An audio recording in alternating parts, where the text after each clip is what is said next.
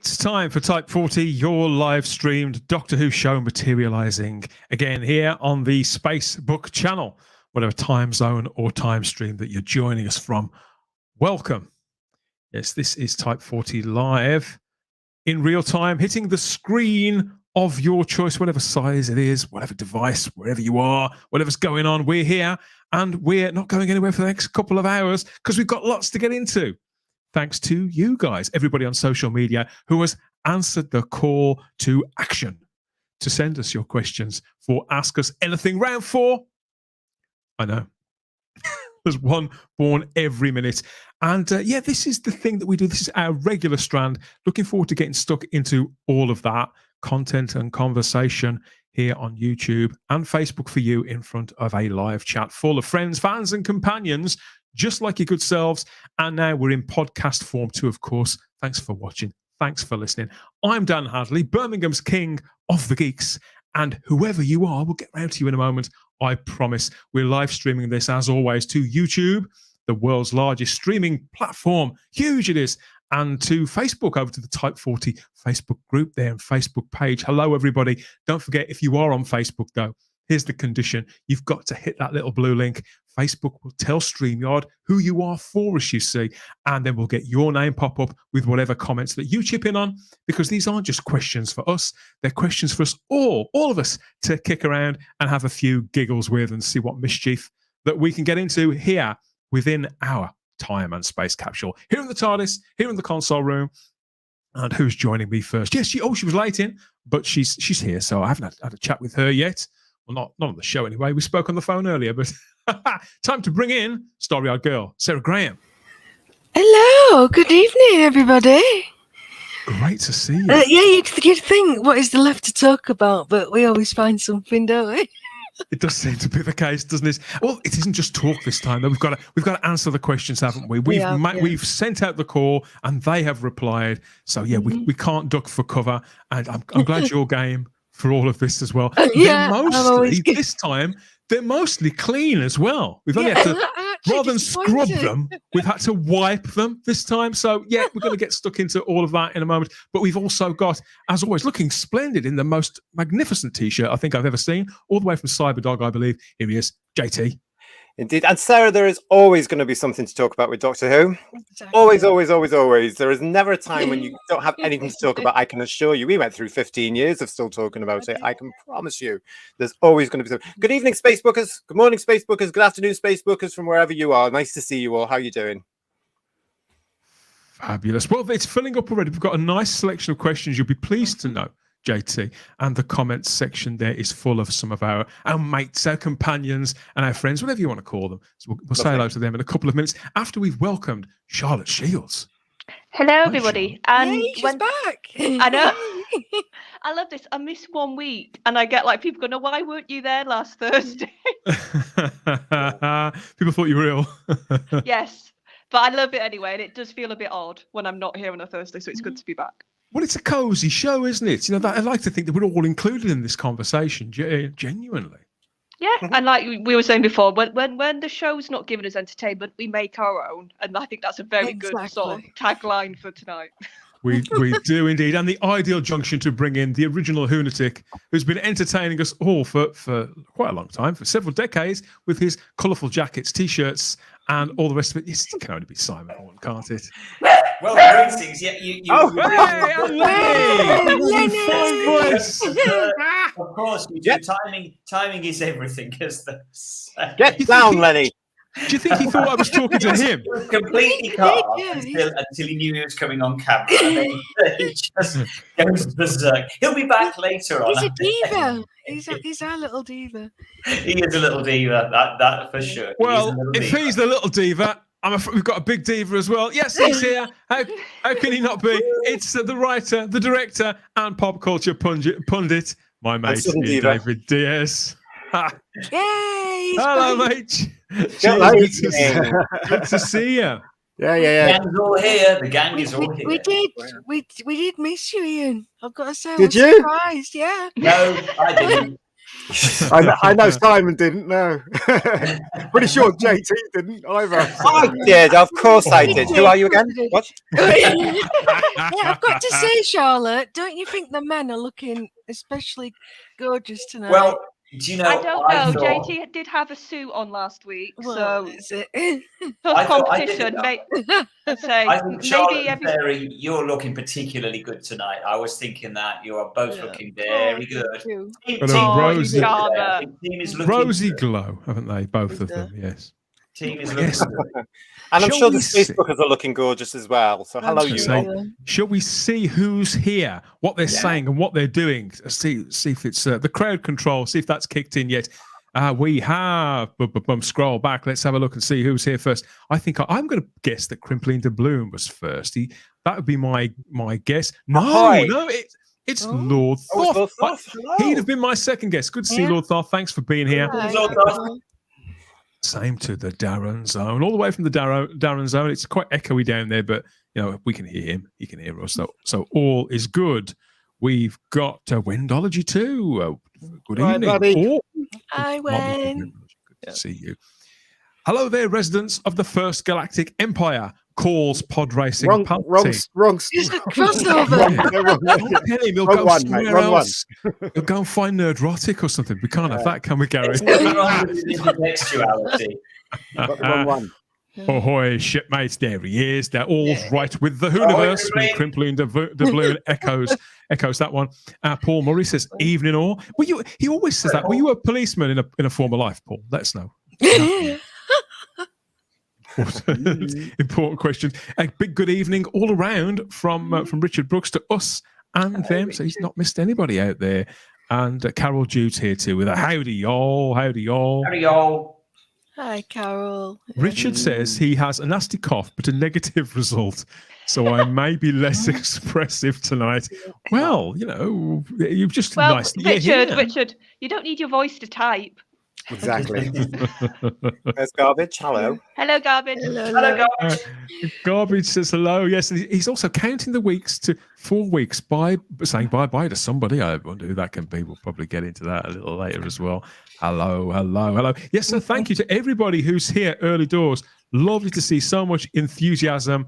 And TARDIS Spider here. Hello from the safe, dry side of the Gulf Coast. Yeah, don't rub That's it in, TARDIS. Don't rub it in. It's fully winter now in England, at least. The same for England. Britain. Well, no, for me, I don't know how it's been in Scotland or wherever, do I, JT? It's the same as where you are, love. Grotty, in other words, grotty. In fact, TARDIS Spider, sorry, I'd put that in twice. Kelly says, hail to the chat. And we've got a here we go there from Garbage too. So yes, keep it all coming. And we have lots of Get lovely your questions in. Thank you for all of that. And we'll be glad to take some more as well as it's going along from people like Raymond Williams, for example, who's been here quite faithfully. See you, Raymond. And Gary Browser's here too. So. Browsing as well. Brilliant. Yes. I wonder what he's been browsing. We at the top shelf. I don't. Is there still such a thing? Is there still such a thing as a top shelf? I don't know. No, it's Anyway, just called the internet. Yes. We've got a question. We've got a question here from Otto Penquist. Is this a euphemism? Who says, question, would Queen Charlotte be interested in being friends with a monk? Is that a euphemism that I've never heard of before, Charlotte? I really don't want to know. And also, it's like Queen Charlotte. Charlotte. Yeah. Oh, yes. Definitely got an admirer there, Charlotte. Oh, Very, dear. very confused. That picture of that little ventriloquist doll that was in there. When I was a kid, those little ventriloquist dolls used to scare me. Same. Once I watched Goosebumps, I was like, no, never again. Yeah. Well, I was well before you. I think I saw it on the old time music hall, to be honest. But Well, to talk about, yes, if you want to set somebody straight, I know somebody who's bound to step in and be able to cover the basis that we can't. And she loves a good old ramble. She may always be late for the show. Always late. always late. Absolutely outrageous. But we love her anyway. It's the one, the only, the geeky, the rambling, the Shah. Not even apologising. Late. No, if I was employing you, I'd fire you by now. Exactly. Well, look at She that one looked myself. fabulous. Your generation and timekeeping, it's shit. All ladies are in red this Yeah, evening. no, yeah, we've Yeah. coordinated and we didn't even know. Who's worry? Who's worry not going to hear me? Maybe that's a good thing. They've been talking. Are you ready, Shah, to answer some questions? This is Ask Us Anything, where our companions out there have poised us questions from the very depths of their Whovian hearts. Are you down for that too? Absolutely. Depends on how not safe for work they are. The worse the Well, better. You may have to come back later to the blue of course. Yes, I'm really excited. I can't wait. We have, well, first of all, I wondered, because obviously we're going to be answering questions now, but as a little bit of a warm-up, I wondered what you guys thought the question that William Hartnell was putting to the late Alfred Hitchcock in this picture that I'd never seen before until the other day. So here we have the great director Alfred Hitchcock with the great first Doctor, yes, Chibnall, the first Doctor, William Hartnell in this candid picture there. Looks like they're having a drink, maybe backstage at Elstree or something. But what do you think? What do you think Hartnell could be saying to Alfred Hitchcock there, Simon? I would imagine he's saying, "Why didn't you put me in your last picture?" That's what I would imagine he's probably saying. That's fantastic, isn't it? And that's such a that iconic profile as well. It's just a magnificent photo. They're basically arguing over who's the next round. Yeah. It's your turn, Hitch. Mine's the point. I think Hartnell is saying, fancy a walk on. Yeah. I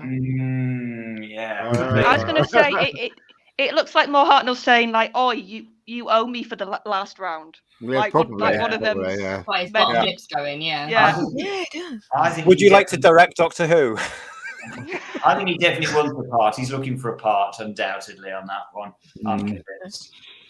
Good I old think Hitch. it should be. Did you park in my parking space? Was it you that I saw? I think that was probably it. Or I don't sit know in who my the other- chair. Did you sit in my chair?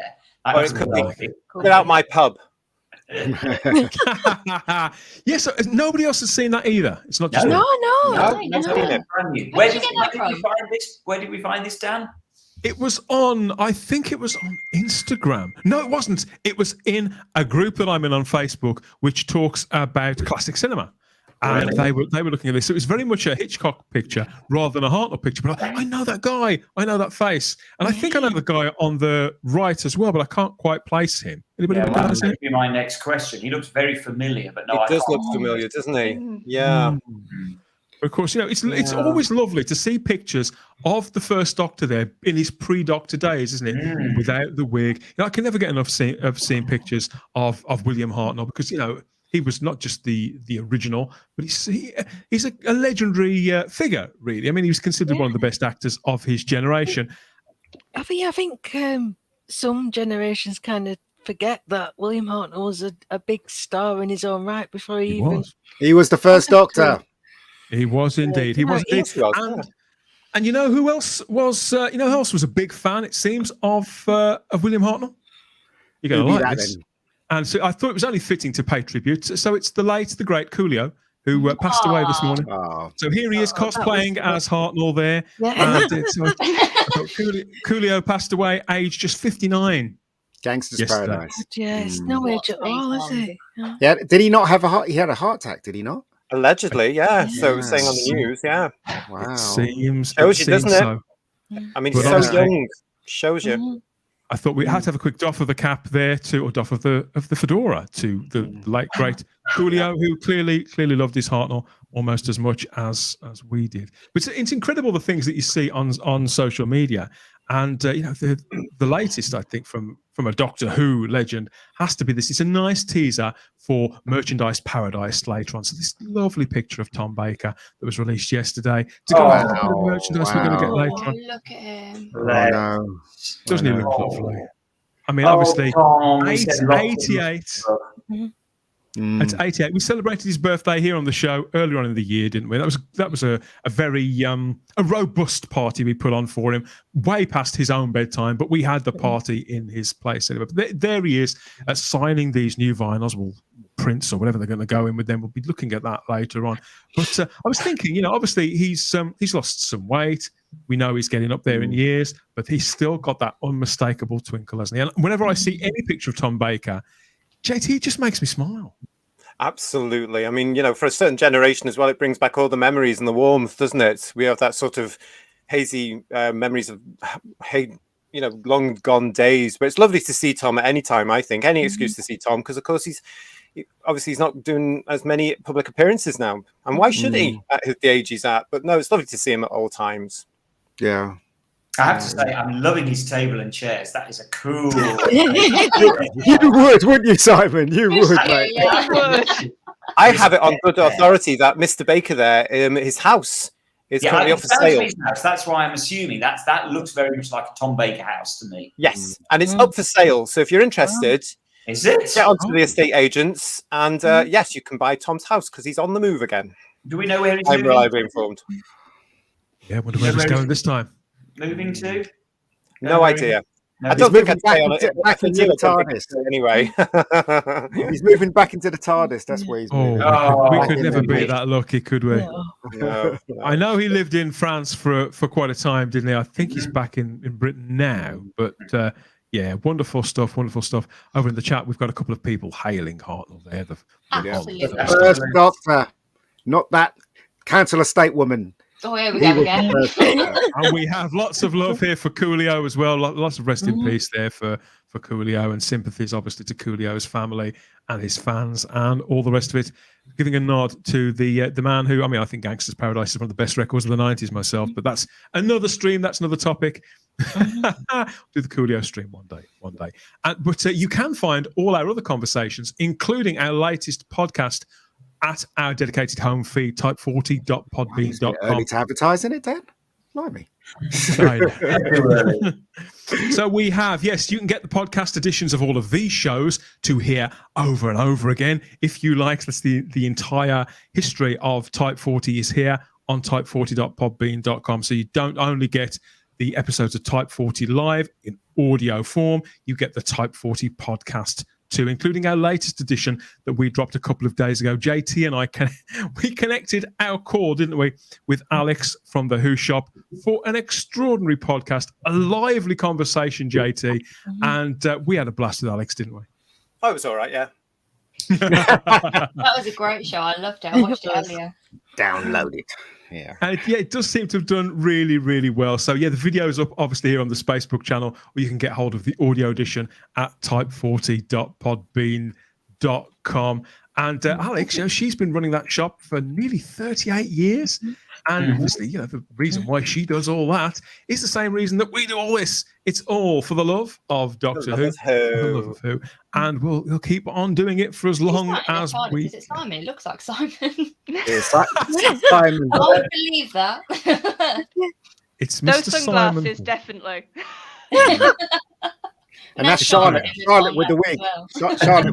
Charlotte with the cap on. Yeah. Which one, Ian? Which one? The cap, love, the cap. You were in. No, the they cap, both got hats on. That's what I'm getting at. I can't even see it, so bloody dark. Anyway, that's David Tennant, obviously on location, filming whatever they've got coming for us next year for that 60th anniversary of Doctor Who that we're all looking forward he's to. Everywhere, so much. isn't he, David? Everywhere. He's everywhere. Like two shows, one on BBC One, one in. Well, you say that, but I think he's just packed it in because apparently I saw him the other day. He seems to become a vicar, but that's sure it. we'll Yeah, a vicar. And then he's a serial killer fella, and then he's in this other thing in the American show. It's crazy. Oh, he does do serial killers very well. Yeah, It just he's almost right. So let us know, serial killer or vicar. How do you prefer David Tennant? Let us know. Instagram and Twitter at Time40 Doctor Who. And yeah, that's just one of the questions that we won't be answering as part of Ask Us Anything. Round 4 coming up right now.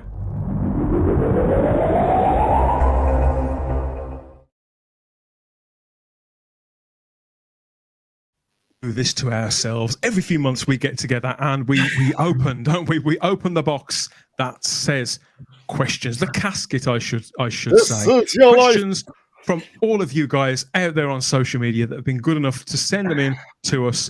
Things that are going to, how can I put this, compromise our shields and get us maybe thinking, speculating, and reflecting on our time as Doctor Who fans, as we always do. But they've specifically targeted towards the things that you guys feel that you need to know about the All of Us. We don't quite know what we're going to get. Even I've forgotten. I've got to be honest. Even I've forgotten. But there's lots to come. It's a question of whether we can fight them off, Sarah. We can fight off these questions and see them off back into the vortex like that. Take care of business. I'm down for it. I think all these guys are too. So let's get started. We've got the very first one. Let's get it up on screen. And this is a simple one, and one that I get asked quite a lot too.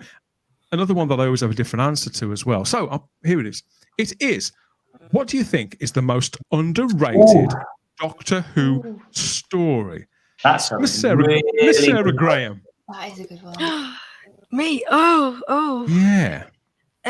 Okay, I'm going to go New Who, because that's what I'm more familiar with. New Who. And it's actually something that me and Shaw was discussing earlier this week. Okay. The Doctor, the Widow, and the Wardrobe. Ah. Stole my answer. Yeah, because it's difficult because it came after Christmas Carol, and really, how can you? Okay. You can't compare with a Christmas Carol, really. You can't beat Catherine Jenkins and that. Yeah, for God's Lovely sake. It was a tough act to follow, because that special made a huge impact, didn't it? It And did. I tend to forget about this one. I don't know if I think it's underrated, but I do forget that it even exists sometimes. I think it definitely gets overshadowed. I think the problem was, I think he tried to repeat it because he tried to base it on another story and have that kind of period feeling. But yeah, the story itself, I think it's really good. It's I love. I can't remember what she's called now. Madge. Madge, yeah. She's a lovely. It made such an impression on you. Can't remember. I just went blank from it. Now this story with the story of a husband on the war and him coming back for Christmas, and I mean, I'm just a sucker for an happy ending. I can't help it. I like the old fantasy element. I mean, the old Moffat era of that kind of fantasy fairy tale tone. It's all of Moffat styles turned right the way up to 11, isn't it? That's from what I remember. And it's just the dialogue's fantastic, and you really get to see a different side to the 11th Doctor. Is like, yeah, you got this hyperactive bit when he's doing the decorating the house with the kids, but there's a serious side, and when he comes out with the advice to Madge about, what's the point of them being happy if they're going to be sad later, because they're going to be sad later. And it's just, it's so touching. And it's why do you think it's particularly underrated though? Okay, underrated because it's rubbish. It's not. That's why. Well, I think people get distracted by the other stuff, like the singing.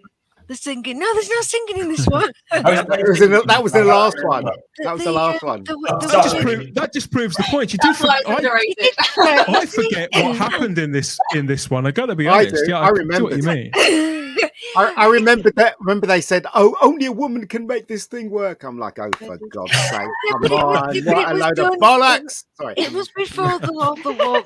It was really what you. It was creeping in there. It's creeping in there. Go on then, Ian. What do you think is the most underrated Doctor Who story? The one I can't remember smart ass. But the one, smart ass. The one with James Corden. Oh, what the Lodger? Which one? The first one, the Lodger. The first one. I really liked that one. Yeah. The one where he was stuck in the apartment and all that stuff, and tried to play football and all that. I think that's very underrated. I thought it was really quite clever actually, and I thought Matt Smith was he was the best thing about that episode. He was a great. Did you know, Ian, that story, The Lodger, was based on Gareth's story from Doctor Who magazine, which starred the David Tennant incarnation? Did you know that? Ooh, nope, never knew that. There you go. You've learned something. I did, sir. I have. Yeah. Okay, Daniel, you get 10 points. The rest of them get nil points.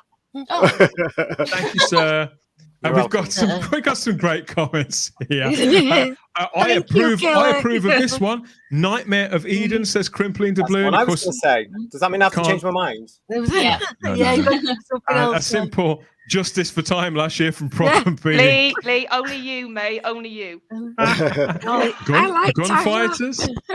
We've got lots of mentions there. So go on then, JT. You tell us. You were going to say that. You were going to say Nightmare of Eden. Go on. I was going to say Nightmare of Eden, and I will say Nightmare of Eden. And very simply, it's because, in fact, the whole of season 17, when you look at it, is underrated now. And I actually look back at it now with fondness, from Destiny of the Daleks onwards to the Horns of Nimon even. But for Nightmare of Eden, the script is solid. It's just it happened to be produced in 1978 into 79. Yeah, I know what you mean. Budgetary comments and stuff like this. If you look at the script, I've said it before, if you did it now, it would be a serious thriller. And Bob's script is totally brilliant when you look at all that. The designs would be good now, the acting would be straight now, the sets would be better because you'd do it in a factory or something, wouldn't you? So I'm going to say Nightmare of Eden. They should remake it, maybe.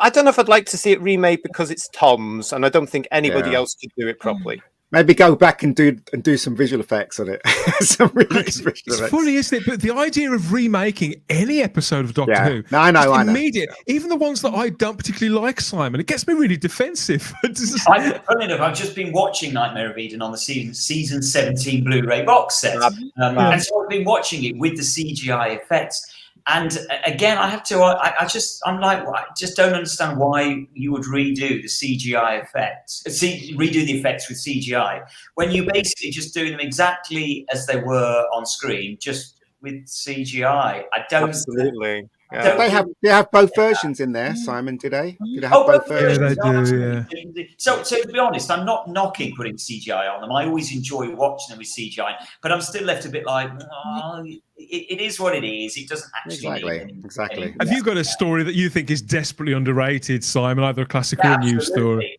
Absolutely. And we have talked about it briefly before now, and that's Warriors of the Deep. I absolutely love Warriors of the Deep. It gets terrible press. It's the rubber door, it's the monster, it's the costumes. We know that one of the Silurians has its neck sticking out the collar. It's terrible, and then of course you've got Solau's the old kung fu fighting. Yeah. It's terrible, but I absolutely love it. And I'm one of the few people that loves the fact that the lighting is bright. I know that it gets so much stick for having bright lighting. I like it. There's just something really, really. Well, the lighting on that story gets darker as the story goes on. It was a deliberate choice. It's like people think that they left the lights on accidentally or something. I mean, I know it's another argument. Why do you think? Why do you think that's so underrated? Do you think it's simply because the things that are wrong with it really stand out, and so? Absolutely, it is the things that are wrong with it. And again, I think in many ways it's the same as Nightmare of Eden, as JT is saying. It's a cracking story, and if it was made today with a big budget, with a proper budget, and maybe with a few tweaks on the script here and there, to clean up some of the clunkers of lines, I think it'd be a cracking story. It's got one of my favourite lines in any Doctor Who story of all time, when the Silurian says, "Release the marker." And you're expecting this incredible behemoth to come crashing through the screen, and you get the rest of those calls. That's the main thing that let it down, though, wasn't it? Because at the time, of course, the fans went against the Silurian redesign, the Sea Devil look, and the Merker. And everything else is history on the basis of that, wasn't it? While we seem to have #Justice for Timelash going viral there, Charlotte, what's your choice for the most underrated Doctor Who story, classic or new one? Mine's the Shakespeare Code, because I really adore how they do Shakespeare, because Gareth again? He's such like a integral historical figure. Like, you've all done Shakespeare at school. We think we almost know Shakespeare, but it's a really lovely, I think, intimate at times portrayal, because it points to him losing his children, his son, I think it was. So, and that whole sort of undertone of madness. And I love the fact that the Doctor and him like have that sparring competition. Like, the Doctor gives him a line, and he goes, "Oh, I'll use that." And then the Doctor gives him another line. He goes, "No, you can't have that one." Yeah. It's just so much fun. And I think the witches, if you're going to do proper cackling witches, you need to go full lean into it as much as possible. And they do in that episode. Yeah. So Shakespeare Code. I forgot all about that too. I think it's sort of, I like the way the seasons were structured in New Doctor Who. I like the shape of it. I think, and if it isn't broken, why fix it? I can see why they stuck with it for as long as they did. But the one drawback, I suppose, of that format is that sometimes episodes can get lost over time, can't they? When you've got like big double episodes and things like that, you can sort of forget where one of them sits or another. And the Shakespeare Code's a prime example. I have to think back to that. I remember the bit with Martha and the Doctor when they've got to stay overnight in the same bed, and it's very, very funny. It's very Gareth Roberts. I mean, I love that man's writing anyway. But yes, it's brilliant.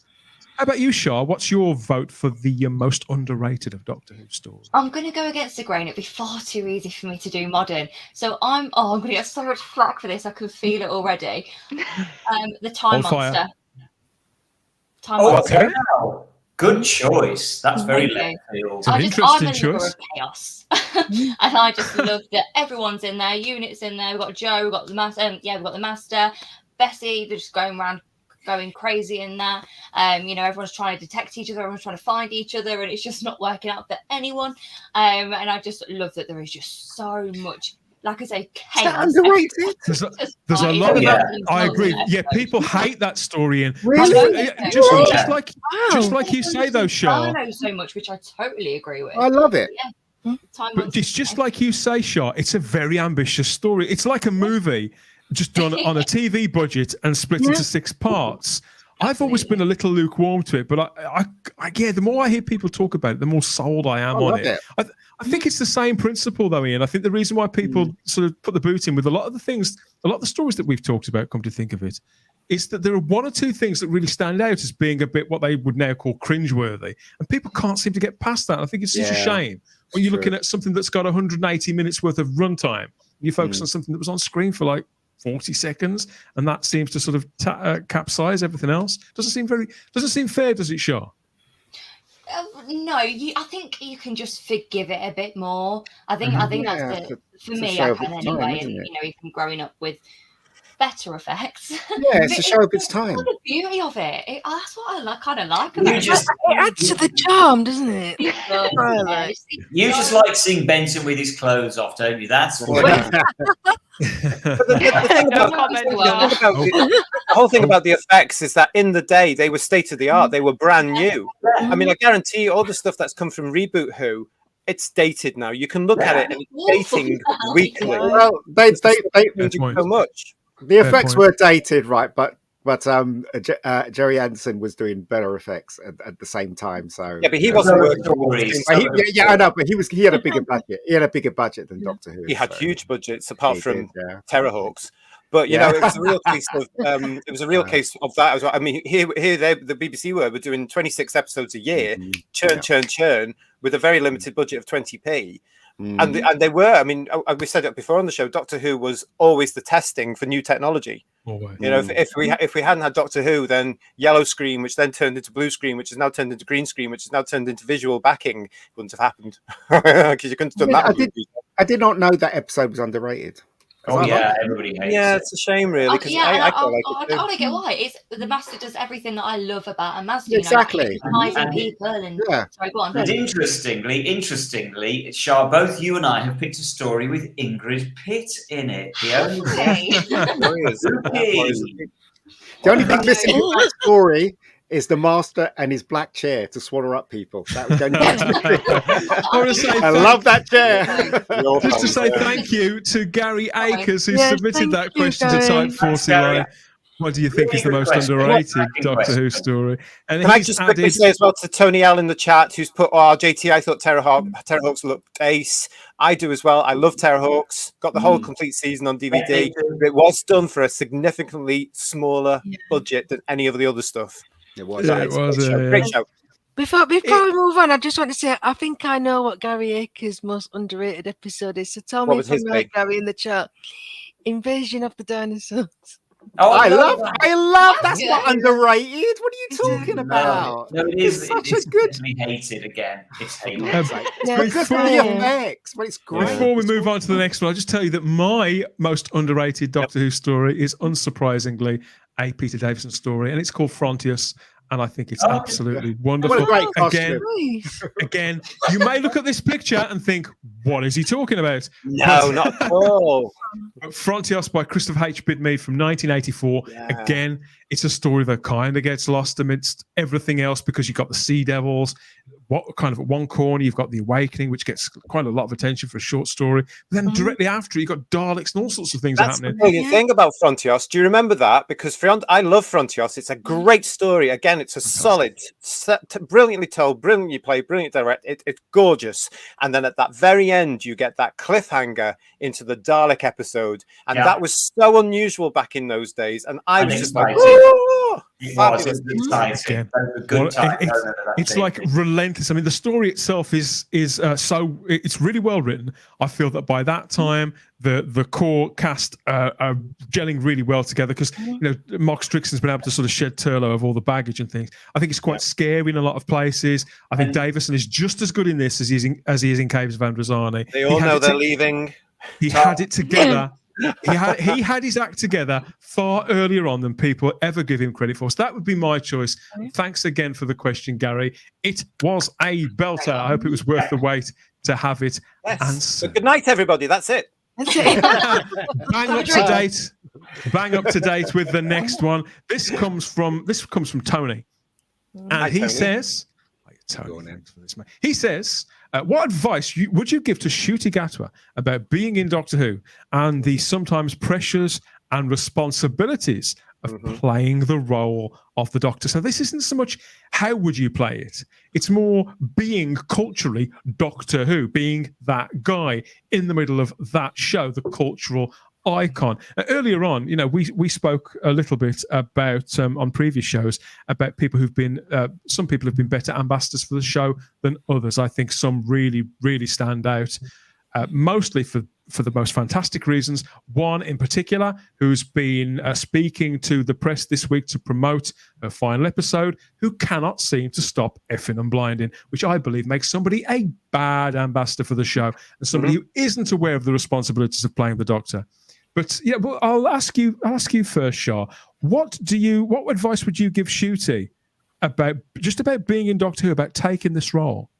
I mean, it's difficult because we don't know how it's been written yet, but to be able to just have the best fun with it and to show each side, because classic Doctors I can't speak on as much, but there's so many different sides to being a Doctor. You've got to have the fun, you've got to have the light, you've got to have the authority, you've got to have the darkness, and that's one thing that I am missing massively. Is I want angry darkness. Contrast. I'm not saying like do that all the time, but I want to see that because there's a massive past with the Doctor, and that's a big part of it. But I think he has been great already, and I've not even seen him as a Doctor in terms of his personality. And I think a bit like when, how Tom Baker never smoked and never drunk when he was in company or when he was doing some sort of public thing. And that he always made sure that he stayed. I mean, Tom Baker, he tells me he's an alien, I believe it. But just to keep, not necessarily in character, but just to give, I think you have to give a bit of your own personality if you're a Doctor. Yeah. And it really does show and convey. So I can't speak, but I think that if that's what I've got to say on it, really, because like I said, I can't speak for someone to have fun and to sort of be creative, I suppose. How about you, Charlotte? Yeah, have so much fun with it. Why not? If you're never going to get a shot like that again, well, unless you're David Tennant. He's always going to get another shot. He's always, It's hard because I think advice on playing the Doctor is very different to advice about handling the pressure. Because I do think this role is so unique because it's not just a television role, like compared to lots of other roles you could get on television. So I would say maybe just try and be aware that to a lot of the fans, the Doctor isn't just on screen. It's what you do off screen and how you carry yourself and how you sort of act in interviews and that sort of things. Like, it all adds together. I would say the Doctor is such an all-encompassing part, and to just try your best to get involved and understand that. And it's not going to leave him for the rest of his life, yeah. Yeah, and I think it's just that connection. I think the fans, I know I can speak for myself, and I think a lot of people we almost have this emotional connection to the character.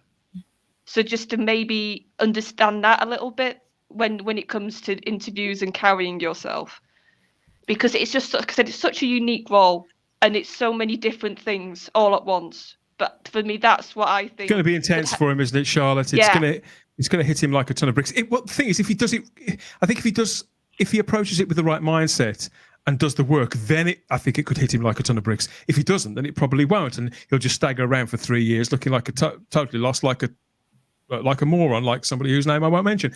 Derek Brady says, keep your gob shut would be my advice.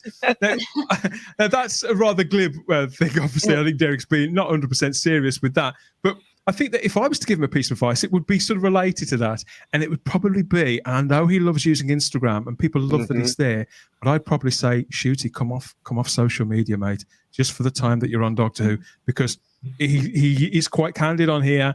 And I think people could have this guy, I think they could eat him for breakfast, deliberately misinterpret something that he said. You know what social media is like. And I do think that obviously he should be free to live a normal life up to a point. I would probably say, though, even though some of the things that he says are quite nice, and he does seem like a nice fella, I'd probably advise him to come off social media and to become the Doctor for the British public rather than be Ncuti Gatwa. What do you think about that, Simon? Is that an unreasonable expectation in the 21st century? I was going to say two things. One, don't be ubiquitous. Be a little bit more mysterious. Don't give too much of yourself. So I would totally, coming off social media. See what I'm saying then? Yeah, and the big thing that I would say is watch the show. All of the show. Go back, watch the other Doctors, see how other actors did it.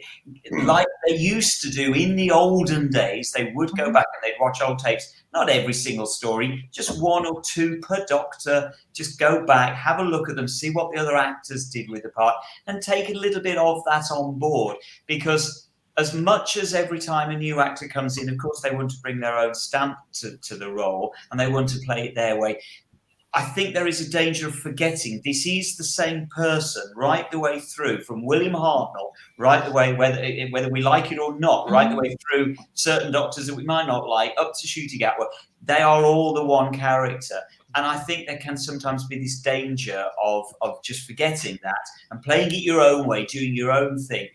And then somehow that's diluting the character. So my one word of advice is just go and watch some previous episodes from all of the Doctors, apart from possibly one exception, maybe.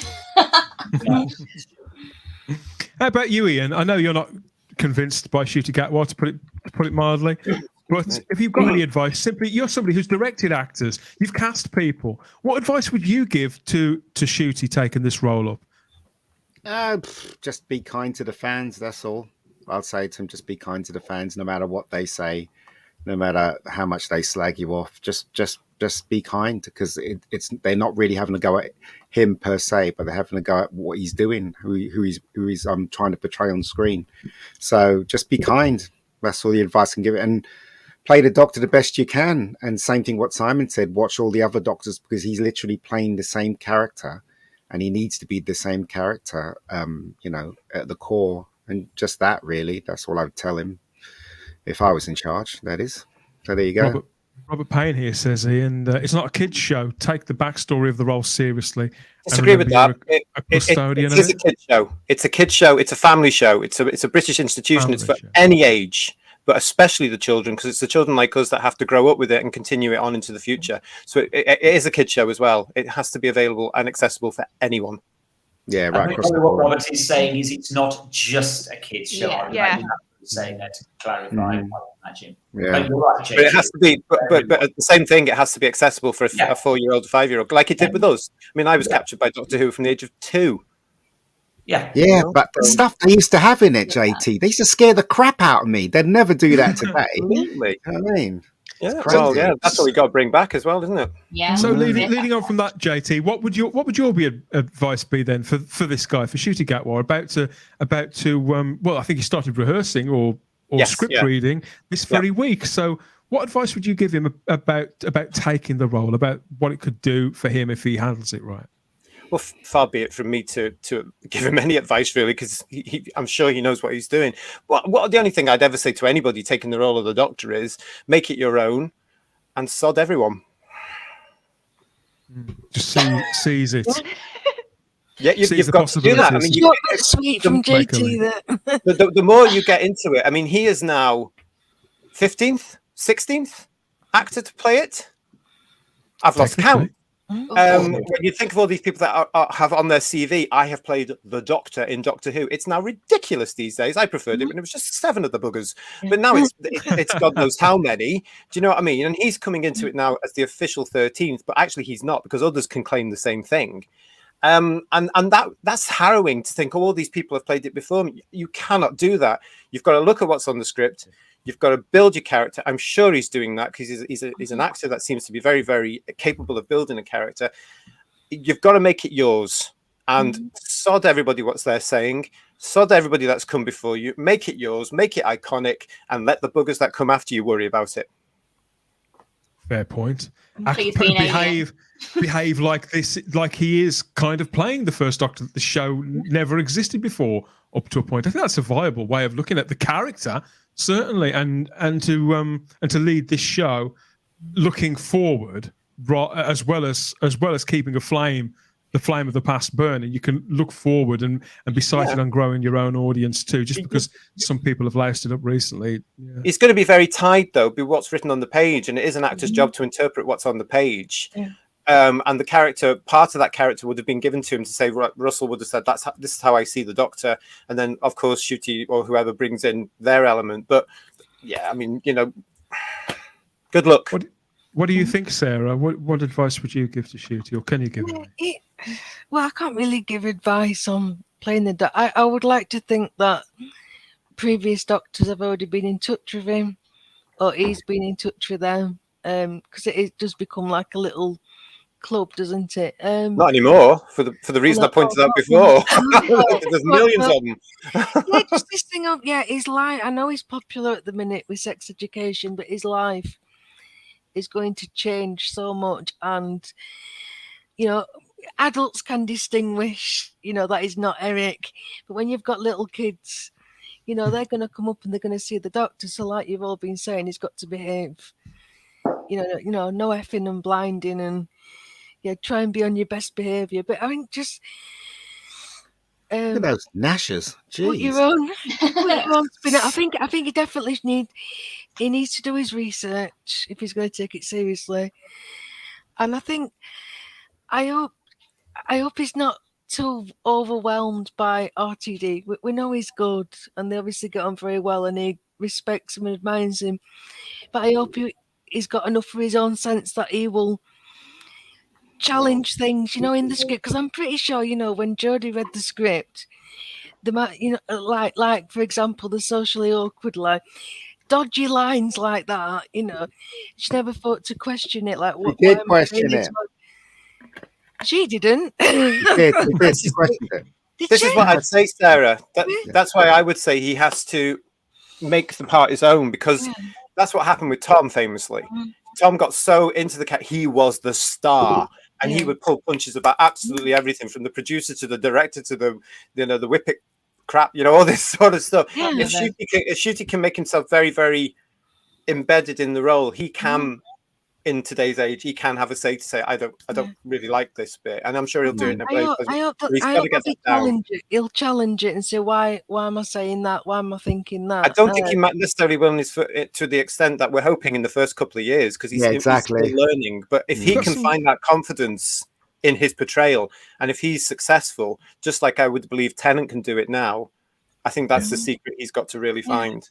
But the main thing is, he's got to take it seriously. He's not pretending. He's not. I know it's acting, but he's not. He's not cosplaying. He's not pretending. He is the Doctor. He's got to take it seriously. Everything, being in the TARDIS, waving that Sonic, running, whatever he's doing. The emotional moments, that he's got to encompass all that. Take it seriously and don't take it for granted.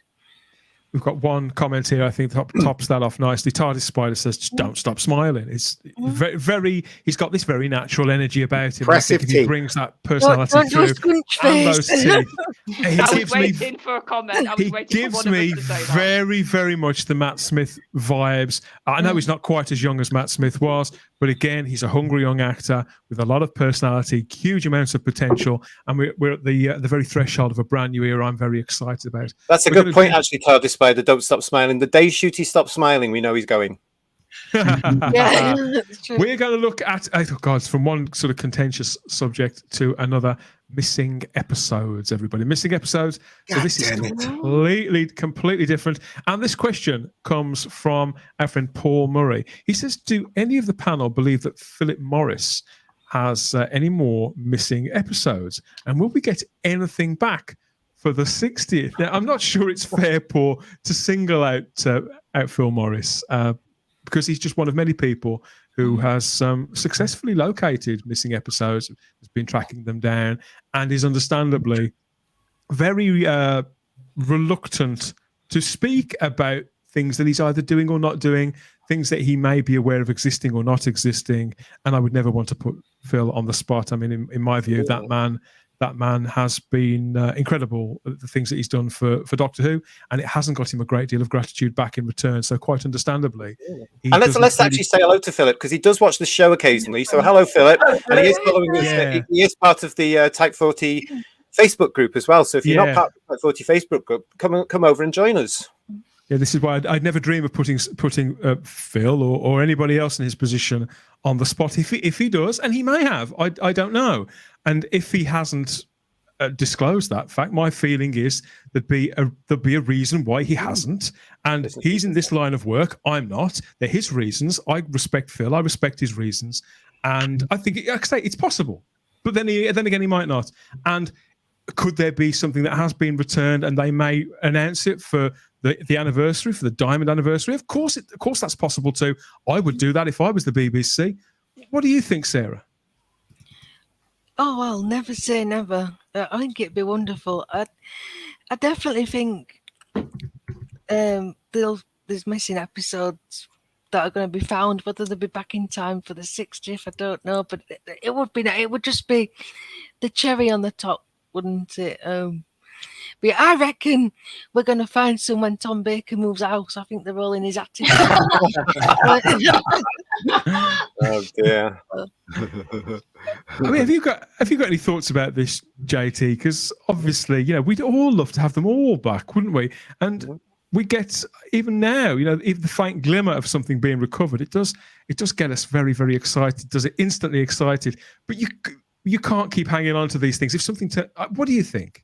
Well, who's the question from? Sorry. This is from Paul Murray. It's from Paul. Well, hello, Paul. No and no. And the reason I say that is that I don't believe Philip would keep that back at all. Will we get anything back for the 60th? The further away we get from those Halicon days of the Halcyon days, of the 60s, I don't think we will. And the planet is so war torn now. It's been taken over several times by various dictators. No, I don't think so. I think we're farther away. I do, from a business point of view, think that if anything had been to return to the BBC as a standard practice, it would be out immediately to make money. And I can't see them holding on to anything, because they are charging fortunes for these things, and they are getting it back in tenfolds when it comes to profit margin. So no, I don't think so. How about you, Simon? You are very much the missing episodes. You're the guy. When I think about missing episodes, just like colorization, I always think, I wonder what Simon will think. What do you think of this one? I agree with JT. My honest feeling is no. I don't think Philip's got anything else. I think whatever he is, he's a man of character and integrity, and I think he knows how much those episodes mean to us, and unless the BBC are being particularly difficult with him, I think he would have found a way to get those episodes to us. Having said all of that, I still feel that Philip got something of a raw deal over Enemy of the World, and very much so. it was very much, I don't know, he didn't, well, put it like this, I don't feel he's ever really had the praise he deserved. Absolutely. And I think that also just kind of got churned up in this whole mire of the argument over what the big rights to the BBC were going to get, and it was going to go on here first. And it actually lost the excitement of having the episodes back and the guy that had brought them back to us. And so, to be perfectly honest, if he was sitting on episodes, I can't honestly say as I blame him for kind of... No, that's true. Yeah, No, that's me true. neither. Me neither. Yeah. His fingers were somewhat burnt with the last one, or at least, as I say, I just don't think he got the recognition he deserved. Anybody in Phil's position, or any of the other people like Paul Vanessa, anybody like that who's found one before, they've only got to whisper the fact that, look, I might have found something. And can you imagine what their inboxes would be like? There'd be people on there, literally on their doorsteps. I mean, sorry, I was going to say, Dan, look what happens now. But the whole thing about today, and of course how it works now, and these alleged fans of Doctor Who now, they turn on you very quickly because you're not giving them what their expectation is. And I don't blame. And Philip, if you're looking, please know that we all on this show appreciate you so much. Come and join us. Come on the show. I've been trying to get him on the show for ages. Come and join us for 10, 20 minutes and just say, and join us. But, we won't talk about any episodes. We promise we'll talk about other crap. But, it's a real case of, I can't blame anybody for just wanting to come back from that. We all have, in a sense, on this show, we've come back from that sort of stuff because it's horrible, the reactions from certain people and the demands and the expectations. It's shocking. And the other thing that I really think was quite sort of painful at the time was because leading up to the arrival, the revealing of Web of Fear and Enemy of the Worlds, was this rumor that every single one of the missing episodes was back. And so suddenly, when we only, in inverted commas, get 2 stories, everybody's like, oh, what? And that's where the rumours start, that Philip Morris is holding on to all the other 90 episodes. And it's just like, oh, come on, give the guy a break. He's got us 2 stories pretty much complete back. Let's just... And they took years. And quite years to find them, lots of negotiation, going into some very dangerous, I would call dangerous situations in countries I wouldn't dream of even going near. Oh, come on, please. Come on. If you are a fan, grow up. So we applaud him. We applaud you, Philip Morris. Thank you, sir. And I'm happy to say that there is a lot of respect and gratitude for you, Phil, here in the live chat on YouTube with our companions here. Gary Browser said 11 episodes in one go was overwhelming. Got Problem Being also says massive respect. Phil Morris is owed a huge show of gratitude. I couldn't agree more. And hopefully there'll be more material found somewhere, somehow. I think we're all hoping. What do you think, Charlotte? I mean, is it unreasonable after all this time? It's been quite a long time. I think just because I'm no expert, but just from hearing people talk about it, it would be the condition as well. Like having to get anything now that would be a good enough condition to put on a DVD or on a screen. And I think that's why in the last couple of years, obviously we'll hope that, I know recently we've been told no more animations, but I'm hoping in the next couple of years they manage to pick them back up, and I think that's why we've had it's why we've had such an influx of animations, because the BBC know. Yeah. So this is their way in the future to get those stories back, is to just animate, which is I quite like them. I've watched a few now, and I quite like the animations, so I'm quite happy to have those, if I'm being honest. As a consolation prize. Yeah. Let's just clarify that point there for anyone watching the show as well. They're not on. They're just on hold. I mean, they haven't actually said we're ending these for good. I personally believe they are looking for other people who can do them properly as animations and not flick book cartoon nonsense that they've been churning out for the last couple of years. You've got to move with the times. You've got to move with the competition out there. And if you look at some of the animations out there, stunning stuff. I mean, even some of the fan stuff is incredible. So I'm sure, Charlotte, that those will come back, whether it be on DVD, Blu-ray, or on a brand new channel. Who knows what they're going to be? But let's just put it out there. It's like what Netflix can do with animation now. It's amazing. So I would love to see that level for Doctor Who. That's sort of my thing of what I'd love to see in the next 3 or 4 years. And they can find a company that can do these animations as proper animations, and then they'll re-release everything they've done already. What about you, Shah? The 60th anniversary is coming up. Would some more missing episodes turning up, would that be like the best anniversary present for us in the fandom? Oh, of course it would. But I mean, unfortunately, we live in a world, don't we, where we can get everything yesterday if we really, really wanted it. We get everything so quick now that this is why the younger fans, or anyone really in whatever industry, gets everything straight away. And that's why it's one of those where everyone's like, I want a trailer, I want a poster, I want this, I want that. And it's just like, oh, bore off, whatever, you get it when you get it. Yeah, wouldn't it be wonderful if that could genuinely happen? I mean, I couldn't speak like everyone else. You can't really speak for him, but I think he's done fantastic. I mean, weren't they found in like Nigeria or something like that? So all over the shop. But where they do turn up, and I'm sure there's somewhere out there's going to be another one. But do I think they're in his hands? No, but I think you're kind of damned if you do and you're damned if you don't as well, because if you have something and then you've done the best you can, then you still get slated for it, because like I said, we live in a world where we get everything straight away. Then if he is holding on to them, then fair play to him. Why not? I think Putin's got them because he's got everything else. Well, He could hold the West to ransom with Fury from the Deep, couldn't he? Let's go. Yeah, and then the gas, and then the electricity, and then everything else. But it's those things that, and we'll all be like, we did. What, you think they're in his bunker? Do you? He's in his bunker right now. Ian, if you had some missing episodes, would you keep quiet about it until? Actually, when I was supervising a film in Nigeria, this is over 10 years ago. Yeah. And we went into this. It's called the machine room. When it's a machine room, and there was this guy that was saying, "Oh, look at all this BBC stuff that I've got," and in those days when they used to get I think they used to get cans of film from the BBC, they used to copy it on the big tape things. What are they called again? The big spiral things. Yeah. And he had a lot. The guy had a lot of stuff from the BBC. Reams, like shelves and shelves of it. So do you know what I mean? So that I mean, in Nigeria, they've been copying BBC stuff since the year dot. If you know what I mean? Well, that's what so that's what I'm saying. It is possible that he has some Doctor Who stuff on 1-inch tape. He probably has. Do you know what I mean? Wow. So they need to go back to Nigeria, go to this machine room and find them. That's what they need to do. So we knew that would be a good thing in terms of filming.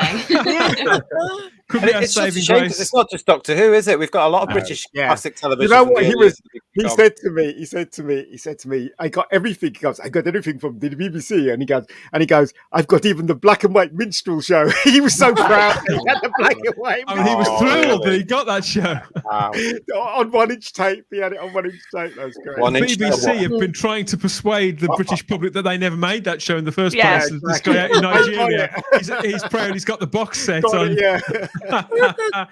Wonderful stuff. Absolutely wonderful. Some of us remember BBC. We've got long memories. Talking about long memories, if you are a podcast enthusiast with a long memory, you may be aware that one of Britain's longest established Doctor Who podcasts is the Tin Dog podcast. And Tin Dog himself has reached out to us. He's answered the call and sent in a question. So just to pop this on screen, he's asked us, how can I boost my YouTube this is a good start, isn't it? This is a great start advertising on our show. I've suggested, JT, that the best thing that Tin Dog can probably do is just to come and talk to us about it. And we all have a chat together, Shah. Talk to Tin Dog. He's I think 1,100 episodes of the Tin Dog podcast. It's been running since 2006. I wouldn't have thought he'd need any advice from the likes of us. This is a man who's achieved great longevity, and that amount of material over 16 years now certainly has my respect. But it's a genuine invitation, Tin Dog. Come and talk to us at Type 40 Live anytime. And we can't promise we'll boost your YouTube subscriptions, but we can certainly boost the smile on your little tin face. Yeah, see what's going on. Drop. On, Dan, can we just say, because I want Paul Murray has commented in the chat, say he just clarified that his question wasn't attacking Mr. Morris. He can't think. So I just wanted to make. No, we know that. Yeah, we know. Yeah, we know. Yeah, that's easy. Yeah, and if you are watching us now, don't forget to subscribe to our channel. Yay! Push that button and check out the playlist. There's some cracking stuff on this channel. Have a look. Yes, like the video, subscribe to the channel, hit the cloister bell, and all that malarkey. Do that now. Yep, done it, sorted. Okay, now you can take care. Did you guys feel They can something? take care of other business. You can go. Yes, it's that time to either go and refill your Neto fella's gone already. Look, he's off. cut yourself a Yeah. new slice of cake, or simply go and point Percy at the Ian's gone porcelain. for his Oh. collector. You I may, wish if you wouldn't say do that It's though, so common. if you do so, you may miss the fabulous Type 40 ad break, and you would hate that, particularly in this instance, because if you do miss this ad break, you may well indeed be cursed.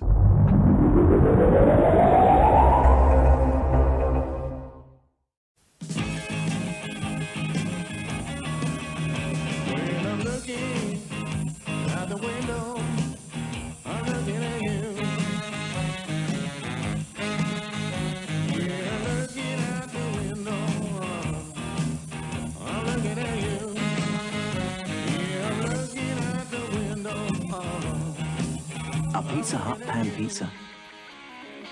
At Pizza Hut, you've got it made.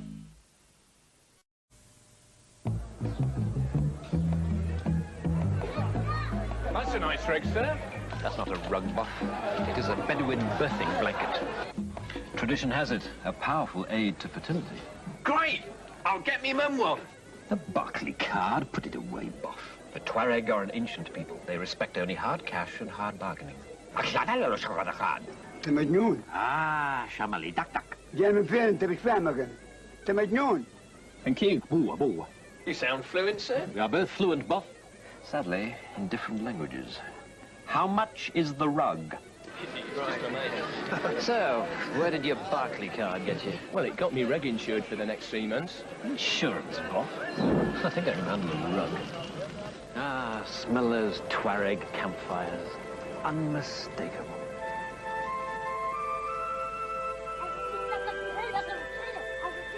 Look, shoot, push off. This is the Infinity Q45. Those lucky enough to have a Q get jealous about sharing it. But if you have to, just push this button. And the steering wheel, driver's seat, and outside mirrors return to your pre-programmed positions. There's even a second button for another driver. After all, true luxury is a very personal thing. Now, for a limited time, lease one of the world's most advanced automobiles with no down payment. I love entertaining, but I hate the ghastly aftermath, even with the dishwasher. First, the dirties, like this stuck-on egg. No, don't look, it's too awful. Then the delicates. Well, you can't trust conventional powders not to harm fine china, can you? Thank heavens for new fairy. For the dishwasher, it's great at cleaning, naturally, so it even gets rid of sticky egg. And like fairy, it's kind, so I can trust it with my delicate dishes as well. Unlike conventional powders, which can fade them. See? Beautifully clean. And my delicate dishes are in safe hands. New dishwasher fairy takes care of the dirty and the delicate.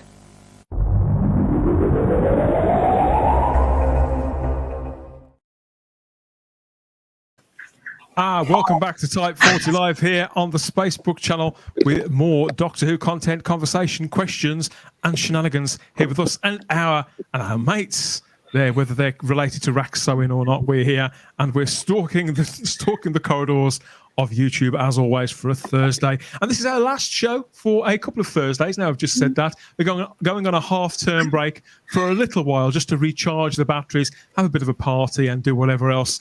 Simon's having some work done on his house. We've got all sorts of exciting things going on, so we're going to just take a couple of weeks off. In the meantime, though, there's going to be some great stuff coming to the channel. I promise. You just wait and see what we've got coming up over the next couple of weeks. You're going to love it. But before we disappear for a couple of weeks, we're aware that obviously, even though it's only just the end of September, that Christmas is looming on the horizon. So we couldn't disappear, even for a week or two, without giving you a quick update from Merchandise Paradise about a few of the things that could be adorning your mantelpiece or your hearth or your man cave or whatever else in the coming weeks and months. So let's find out what JT's got for us this time.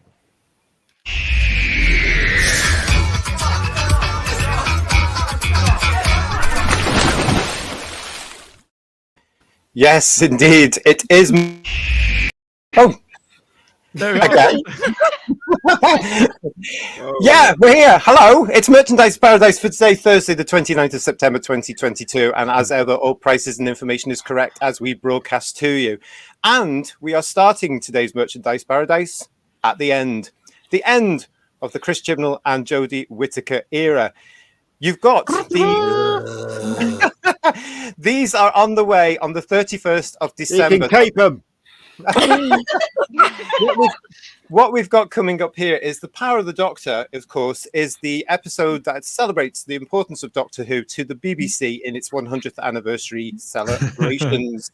And this is going to be coming out, as you can see there, 31st of December on DVD and Blu-ray. And then what we've also got here, the cover to be announced on this one, is Doctor Who, the Series 13 Specials Steelbook. Now, that one includes the 3 episodes that have made up the 2022 run of Doctor Who. So we've got Eve of the Daleks, Legend of the Sea Devils, and The Power of the Doctor. $39.99 is the pre-order price for the Steelbook, and the Blu-ray for Power of the Doctor is $24.99, and the DVD is $19.99. However, if you are a Jodie Whittaker fan and you are going to be pre-ordering these, shop around, because I was looking at these earlier today and I can tell you the prices have already started to drop, and you can get the DVD for $12.99 and the Blu-ray for $19.99 if you shop around all the usual stockists. Because obviously, JT, this is going to be awful. We know that. But you know, so there is such a thing as completists, and it is all nearly over. So you know, you can see why people would want to sort of to bookend the era, and even if they've just got it in place on the shelf there to just leave it there and to gather a little bit of dust and maybe stop something else from falling off the shelf if you got it propped up with this. Would you reckon? Well, no, I don't believe that at all, because not one of them's on my shelf down here. It's up to you. There's the choice. If you've been following it, and we do know there are some people who have been watching the era and this version of Doctor Who, there they are. There's your final few coming out to you. But as I say, please do shop around at all the usual stockists to get a bargain for yourselves. I wish somebody would steal that book, I tell you. Just steal it. Well done. Well done. Well done. Marvellous. Seriously. We are going to stay now with the Chris Chibnall and Jodie Whittaker era because Silver Screen have announced that Series 13 Flux, which also includes Revolution of the Daleks soundtrack, is going to be available on CD from the 11th of November and stream and download from the 30th of September. This, of course, was the episode from last year, 2021. It debuted on the BBC from Halloween. And according to the blurb, which goes on and on and on, sorry, Silver Screen, but it does, Flux was the first Doctor Who series in 36 years to tell one complete story across its entirety rather than self-contained episodes. This was, of course, Whittaker's third and final season in the role. This is a 3 CD set, which features the score for Flux, spread across 2 CDs, and includes the bonus disc New Year's Day special broadcast in 2021, which apparently was called Revolution of the Daleks. Not much more to say about that, I'm afraid, Space Bookers, but if you want it, it's pre-order available now. Comes out on the 11th of November. It's $17.99. If you hate someone, get it for their Christmas. I don't remember a single track. JT, No, I don't either, sure. Silver Screen released the Series 10 soundtrack yet? They haven't. And we'll move on. Thank God. Absolute madness. That's Okay. the one I'm waiting for. Yeah, they just want this stuff out of the way. Okay, next up, what have we got next? Well, next, I'm going to give you a slight quote here. Mrs. Wibsey, you may have done something absolutely catastrophic. Yes, again, for the first time on limited edition vinyl, Demon Records are presenting the latest in their beautiful sets of vinyl LPs. This so beautiful. is the second series of the unique BBC audio adventures starring Tom Baker as the Doctor. And this is following the success of Doctor Who Hornet's Nest. So this was the second BBC audio series and available now on a limited edition vinyl. Now, when key components from the TARDIS are stolen in exchange for a bag of strange curios, the Doctor and his housekeeper, Mrs. Wibsey, are reunited in adventure. Each object leads the unlikely friends, along with the trusty Mike Yates, to a place and time where danger will await them. As the pursuer's net closes around the Doctor, he realizes that the mysterious demon is enthralled to a much higher power. If you haven't heard the Demons series, you really must, because it's fantastic. I like these. I haven't really got into it. What are you saying? I like these. I thought there was something a little different, and I do. Although I just simply haven't got the conkers to blow on this range. I kind of wish I did, because they look so beautiful. I'd be afraid to open them. I've got to be honest. Well, if you did open it, Daniel, this is what you'd be finding. Because again, like the Hornet's Nest box set that was released last year, and which we covered last year, this includes every copy of this has an exclusive frameable portrait of the Fourth Doctor, hand signed by Tom himself. And it's just one of the treats inside the package, because you're also getting removable outer sleeve, which reveal a demonic lidded box, inside which are 10 individual, beautifully illustrated LPs in black and red. The sleeves around the LPs also feature the full cast and credits for each of these 5 stories. So these are 5 stories. I do have to tell you that, actually. These are 5 connected stories as part of the Demons range. You've got the Relics of Time, the Demon of Paris, A Shard of Ice, Starfall, and Sepulchra. So 5 stories over 10 LPs. And what you've got here as well is 10 140-gram red and black vinyl discs, full cast audio adventure written by Paul Mars, starring Tom as the Doctor, with the wonderful Susan Jameson as Mrs. Whipsey, and of course the equally wonderful Richard Franklin as Mike Yates. Supporting cast includes Nigel Anthony, Samuel West, Dram Francis, Trevor White, Lorelei King, Finty Williams, with original sound accompanying the familiar BBC Radiophonic Workshop theme. That is a strong cast. I'd forgotten all the people who were in Gorgeous this. Yeah. artwork. It is my birthday that month, by the way. So just. Well, there you go. Yeah, as you can see, that's in the a bit generous. Well, there is lots in there, as you can see. There is an awful lot there, and I just want to mention as well that this also includes the Time Lord's encounters with the mysterious demon, detailed in the Doctor's journal. Yeah. Which is a large 16-page full-color booklet featuring notes and illustrations from this epic pursuit through time. So there's a hell of a lot in there for you. And of course, as I say, it's got Tom's signature on it. So this is available for pre-order now from all the usual stockists. It comes out on the 2nd of December. Must point out again, of course, that if you do have in the UK a local record store, please also shop local, because you can get it from them. They will get it in for you. It's going to be available, and it's available at £169.99. Generous for my birthday. Wow. 10 LPs. A lot of money. 10 LPs. Oh, well, 10 LPs. Limited edition. There you go. So, and I would like to say thank you very much, Spacebookers. So all the Spacebookers I get in touch saying thank you for the vinyl coverage. You're more than welcome. It's what we're here to do, because there are a lot of collectors out there. They are stunning. Like I say, if I'd have got on board with these, I think I would never. Well, I'd be certainly a lot poorer. Char, I'd need that's to my upgrade Christmas my present, turns. Char. Pardon? That's my Christmas present, Char. I'll be expecting it under my tree.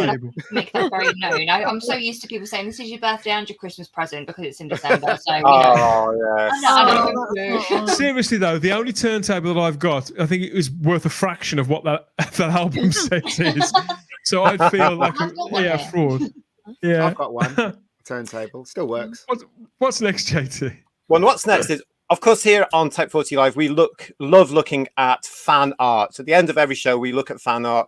But many, many years ago, there were other fans around, some of whom are no longer with us. And this is one. The art of Phil Bevan is going to be available from Telos Publishing. It's available for pre-order now from their site for Telos Publishing. Now, this is a wonderful book. Phil was best known for superb, highly distinctive illustrations for fanzines and Doctor Who magazine. He did an awful lot for Doctor Who magazine, because in Doctor Who magazine in the old days, when Virgin were doing their original novels, you may remember he did that sort of illustration with the preludes, the prologues. Always black and white line drawings like what we're seeing on screen now, weren't they? And there was also one, if you remember, where Doctor Who magazine interviewed Phil Siegel before the show was coming back. And there was a beautiful illustration of Phil's interpretation of the TARDIS. Now, that's in this book. And that's the one that got me, because it was in color and it was otherworldly, and it was totally bizarre. So this is coming out. To all this is artwork compiled by Stephen James Walker, who's had an awful lot of Doctor Who books in his time. With the full cooperation of the artist's estate, The Art of Phil Bevan is the definitive biography of and tribute. There it is. There's the TARDIS one on the top right corner there, I think. It's also a coffee table book, Space Bookers. This is a large format, 22 centimetre by 28 centimetre hard book. It's fully illustrated in full colour throughout. The publication date is October 2022, but it's available now from tardispublishing.co.uk for pre-order. Now, also, I have to point out that the recommended retail price for this is $39.99. However, if you go to their website now, you can get it on a special discount for $34.99 pre-order. Phil Bevan, JT, was a massive hero of mine in the 80s and the early 90s. As somebody who was reading Doctor Who Bulletin and Doctor Who magazine and various other things where his work would turn up in regularly, I just thought he was an incredible artist. I was so sad when he passed away. And some of my favourites are just on these sample pages here that we've had from Tell Us Books. There's a picture there of Simon Callow as the Doctor. That's how long ago that was. It's, yeah, even these here, some of them I recognise and some of them I don't. But it's such a distinctive style and a major, major talent in an age now that we're flooded with digital art, which I love too. Don't get me wrong. Seeing Phil's work again after all this time, I'm going to have to pull the trigger on this. It just looks like a beautiful book. It really does, doesn't it? And to see all these illustrations again in one book, it was unexpected, but very well appreciated. And, you know, I can't wait to actually see that. And just seeing that picture back there of his interpretation of what the TARDIS could look like, I just remember looking and staring at that for hours the day that Thursday Doctor Who all the details. Oh my God, look at this! You know, that's what it could be. No one's ever looked at it and taken up on it, but there you go.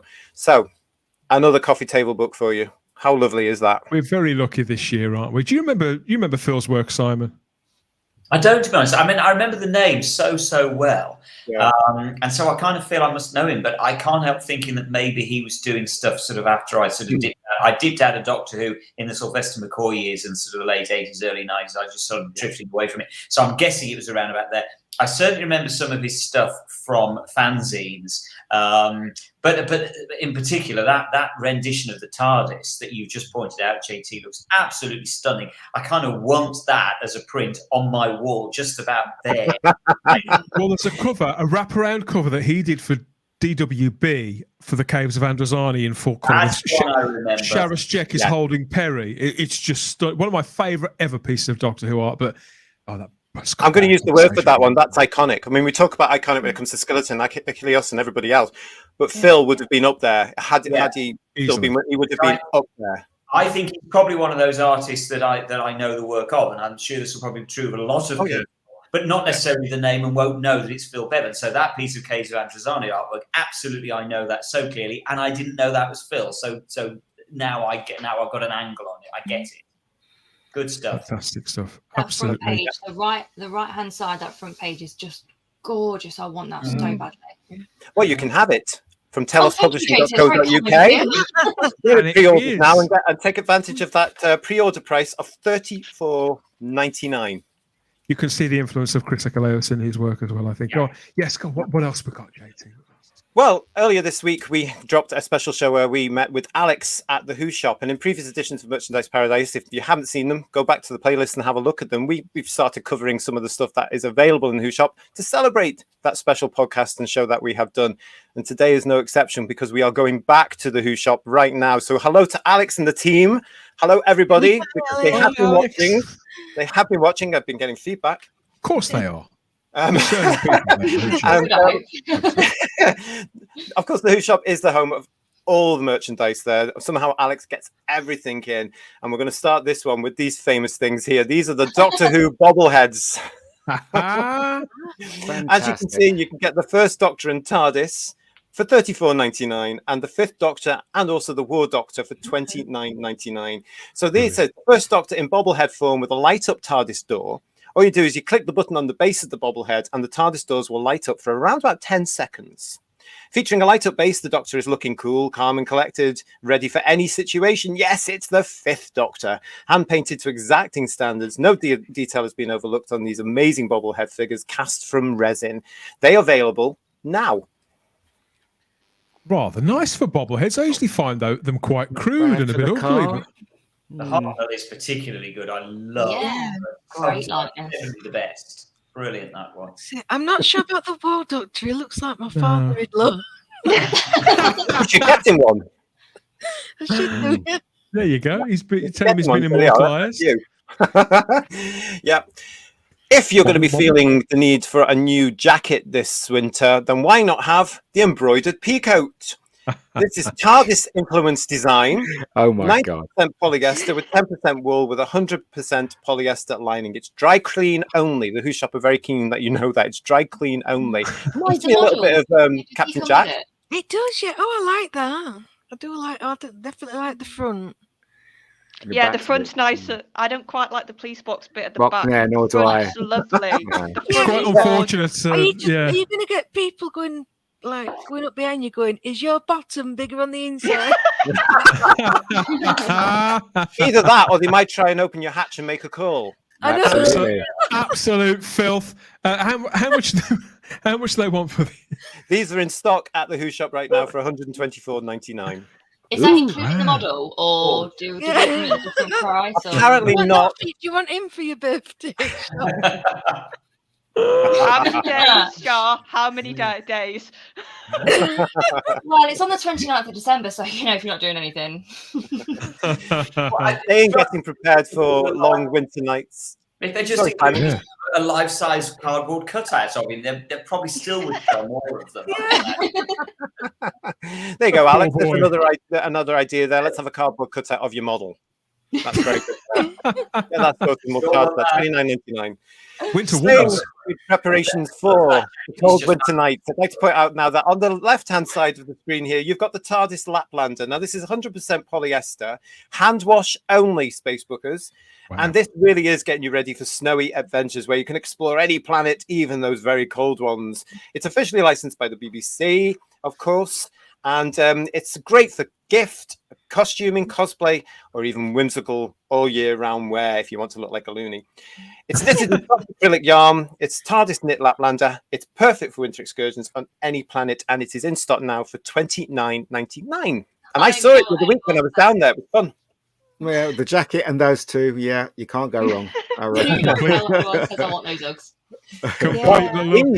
These on the right-hand side of the screen are actually slipper boots, ladies and gentlemen. TARDIS slipper boots. Now, I've seen these again in the shop the other week. They are fleeced inside, so they look very, very warm. So these are faux suede on the outside and fluffy on the inside. Perfect for the cold winter evenings and delivered in fantastic TARDIS presentation box as well. So Alex says here, we do not recommend this product for men purely because of the sizing or ankle width. Okay, so if the person this is intended for has slim feet or ankles, recommend they get this next size up. Now, these are in stock at the Who Shop right now with Alex and the team for $39.99. And a few people, I think this could well get a few orders in there. The people seem to like this, want it for the old Christmas list. Maybe from the. And if you watch our special show with Alex, you will see a picture of her wearing them. Oh yeah, I forgot. So you get an idea of how tall their things are as well. Awesome stuff. Oh god, we're really getting into the season now, aren't we? Getting toasty. And guess what? It is that season, and when you do start going for your Christmas shopping, you're going to need another bag. And we covered one in the last edition, but look at this one, ladies and gentlemen, boys and girls. This is the famous or infamous best-selling deluxe TARDIS backpack exclusive to the Who Shop. Now, this followed the success of the Who Shop's original TARDIS satchel bag. And they followed it up with this backpack. Now, this includes a padded interior pouch, which can comfortably accommodate a 15-inch laptop and its charger. And it also still leaves plenty of room for anything else you need to carry around on your daily travels. It can also be adapted to be carried and comes with a die-cast TARDIS charm. The dimensions are 43 centimeters by 32 centimeters by 14 centimeters. So, ladies and gentlemen, boys and girls, you can actually say that this is bigger on the inside. Hey, that's a nice item, isn't it? Obviously, the little sort of metallic touches are the things, I suppose, that mark that out. But people carrying laptops and things like that around the city. Yeah. Absolutely. And of course it can hold it like this, or you can put it on your back as well. Always put it on your back when you're in London. Now this is available in stock right now for $59.99, but be quick because it sells very quickly. Must be quite a market for these things then. Yeah, must be. Yeah, I was quite surprised, but Alex can't keep the things in. So there we go. Don't forget, go and watch the show that we did with her for more exclusive news on that, and give it a like. Thank you very much. We're going to keep plugging it because it was a bloody good show. And it's great to see Alex so as well. Good. I loved it. Well, we'll get her back at some point as well, and the lovely Owen. We'll get the lovely Owen on as well. Yeah. Ian, my friend, you're going to like this bit because it's mug heaven for you. Yay! What we've got here is the Dalek Invasion mug. A Dalek mug. Now, the blue Dalek mug there is exclusive to the Who shop with an exclusive design for it, and that's $7.99. And the Exterminate one is the Dalek Invasion mug. Now, that is hand wash only. And exterminate, the word exterminate appears when the cup is warm. So it's one of those things where the picture fades. That's cool. Yeah. Love those. I've got a Star Wars one that does that. It's just my favourite kind of mugs. Well, there you go. Well, this one, again, that is exclusive to the Who shop. It's $16.99 and it's hand wash only. Don't be sticking them in those silly machines that you all got. Save your electricity, people. Do it by hand, like we used to do back in there. Get a mug tree. Sponge and fairy. That's all you need, mate. Sponge, water, and fairy. That's exact. I totally agree with you, Mega Geeky. Absolutely. So there's your first two. Now these two, the Weeping Angel mug is also an exclusive, hand wash only. Oh, I love And that one when on the it's left. warm, the angel appears to terrify you. So when you're going to have your cup of cocoa at the end of the night, you're going to have nightmares, aren't you? I prefer the one on the left. The one on the left is great. That's the Tom Baker line, isn't it? I'd It rather is get indeed. that one. Definitely get that one. Yeah. Yeah, well, what's the point in being grown up if you can't be childish sometimes? Is another Absolutely. exclusive, and the wording appears on the police box frame when it's warm there. That one is $14.99, and the Weeping Angel mug $16.99. Hand wash only, people. Blue one is so beautiful. Good ideas there. I agree with you, Shah. I think the blue one is really nice. The other one's is scary, but yeah, I think if I was forced to pick, I'd go with the TARDIS. Go with the Tom Baker one, mate. The Tom Baker one. I think the Who shop is going to have to start making mug trees to put all these on, because we've got some more, haven't we? Yeah, absolutely. This one, it's hand wash only, Space Bookers. Good. Just to let you know, this one's hand wash only. Now, this is something. It's called a ceramic Stein. I say Stein because he was in Resurrection. It's a Germanic beer mug. That's what it is. Yeah. Well, that would make sense because again, I saw this the other week, and it's blooming huge. Yeah, it's absolutely massive, as we say up here in Scotland. Right, that's a present for Shah. Definitely. You know how she likes her drink. That would keep the gin coming a lot. I can tell you in there. All you need is a straw, and you can get Doctor Who straws at the Who shop as well. Absolutely. So this is available right now. Alex, I hope you're loving this. This is available right now for $19.99, and of course, it comes in that lovely box as well. That is really stylish, and it could even be capacious enough for our Shah. Yeah, it's yeah, I've never heard the word Stein before. That's cool. Frankenstein. It's the kind of thing you have to do sort of a German drinking dance to. I've seen the glass ones. I've never seen a ceramic one. They spin those, don't they, together? Yeah. They clash them together. Yeah, exactly. That's what it is. Oktoberfest Shah. Perfect for Shah. Perfect. Type 40 Live and Merchandise Paradise, bringing you things you didn't know 5 minutes ago. That is all we've got for Merchandise Paradise at the moment, but stay tuned. Don't forget to like and subscribe. Go back and look at the playlist. Look at all the other stuff that we've done this block of this series. We'll be back with more Merchandise Paradise as we do face the real run-up to Christmas. Wonderful. What he said. Yes. Can't wait to get stuck in. Like Thanks and for subscribe. putting all that together for us, JT. And thanks again to Alex and JT. Owen and everybody else at the Who shop. Best of luck with all these awesome new lines and exclusives. We think it's all absolutely fantastic. And keep us in the loop about what else is coming up later on. Okay, yeah. Cheers for that again, JT.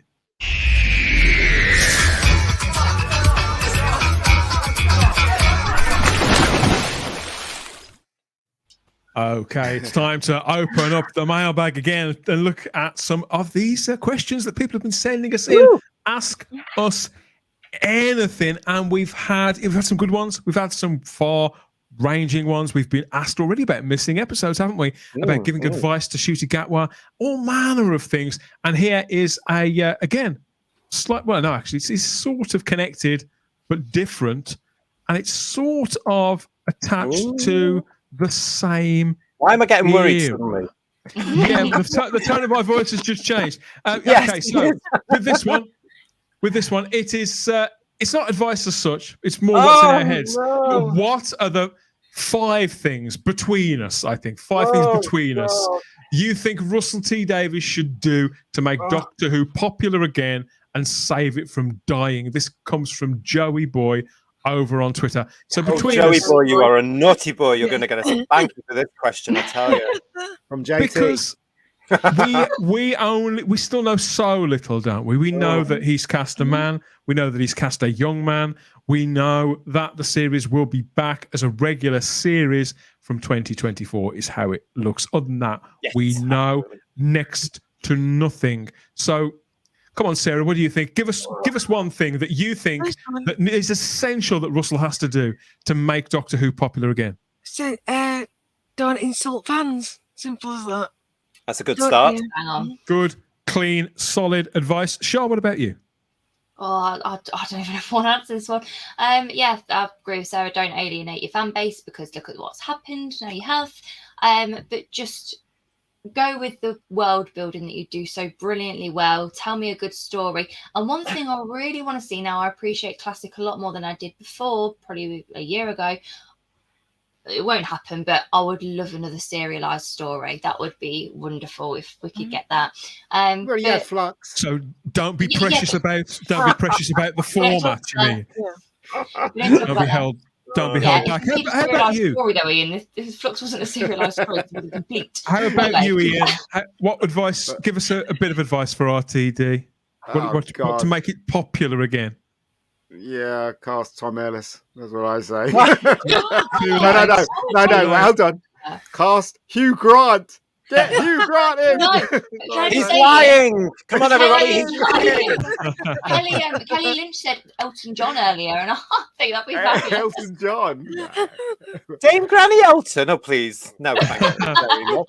Simon, what do you think? What do you think about this? Because obviously, as people, you've been running the Hunatics Facebook group for all this time, and the IRL Hunatics group all those years ago.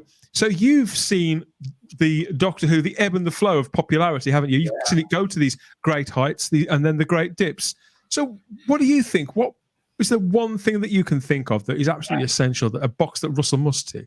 One thing, Russell, keep your mouth shut, please. Come off social media. Stop coming out with crap. Stop telling me to be excited about the show. Just do a good show and shut up. Sorry. Shut your mouth. Actions speak louder than talk. Yeah. And we know what he's capable of. I maintain that Russell T Davies is Britain's greatest living screenwriter. I sincerely believe that. But I disagree. But he is. I know. I know there are some contenders up there. I know that there are still the Alan Bleasdales around and the Paul Abbotts around. But it's just something populist wise. I think that Russell T Davies should listen, not necessarily listen to the fans, but listen to the people, listen to real people, and because he has that ear for the British public anyway, and so I feel like I think he knows what to do. I know some people think that I'm unreasonable in this, but nothing that I've heard from him when he talks about his craft leads me to believe that he feels any different now than he did all those years ago. And so if he does all that again, I'll be more than happy. I think that he should not be precious about the way things were when I say in the past, even in 2005, kind of like you said, Shah. I don't know if I don't hanker particularly for one ongoing storyline, but I'd like to see the format mixed up a little somehow. I don't quite know what I want, but I'll probably know it if I get it. I think that's the best I can come up with. JT, what about you? Because you've been quite vocal in your criticism of Russell T Davies and your excitement for what it could be. So I get the impression you're very much 50-50 about the whole thing now. Well, it's coming. I mean, this is a whole episode in itself, and you're telling me I can only have one thing. Such a big question, isn't it? Yeah, I mean, Most of them I are. am 50-50, but if I had to say anything, unlike Ncuti, who I wouldn't dream of giving advice to, Russell, I will give advice to, and it could go on for quite a while. And one of the because you're telling me I can only do one thing, the one thing I would say is shut up and leave your politics at the door and write a damn good story. That's it. Because the simple fact is that even though people, and not just us as well, you know, the people who grew up watching his version of the show, the families that remember the fun they had in front of his version of the show, place a lot of faith in that man, in his name, and even they are being aware, because it is being picked up by the mainstream press. The things that he is saying are divisive at best. And I know several people who are saying, if that's the kind of thing that he's saying, what is he going to be writing?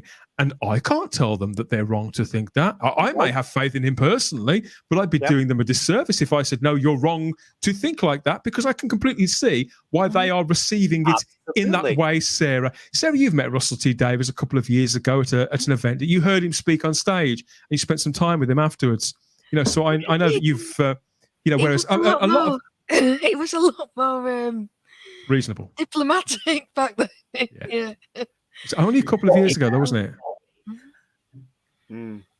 It's only a couple of years ago, but of course, he's speaking. Context is everything.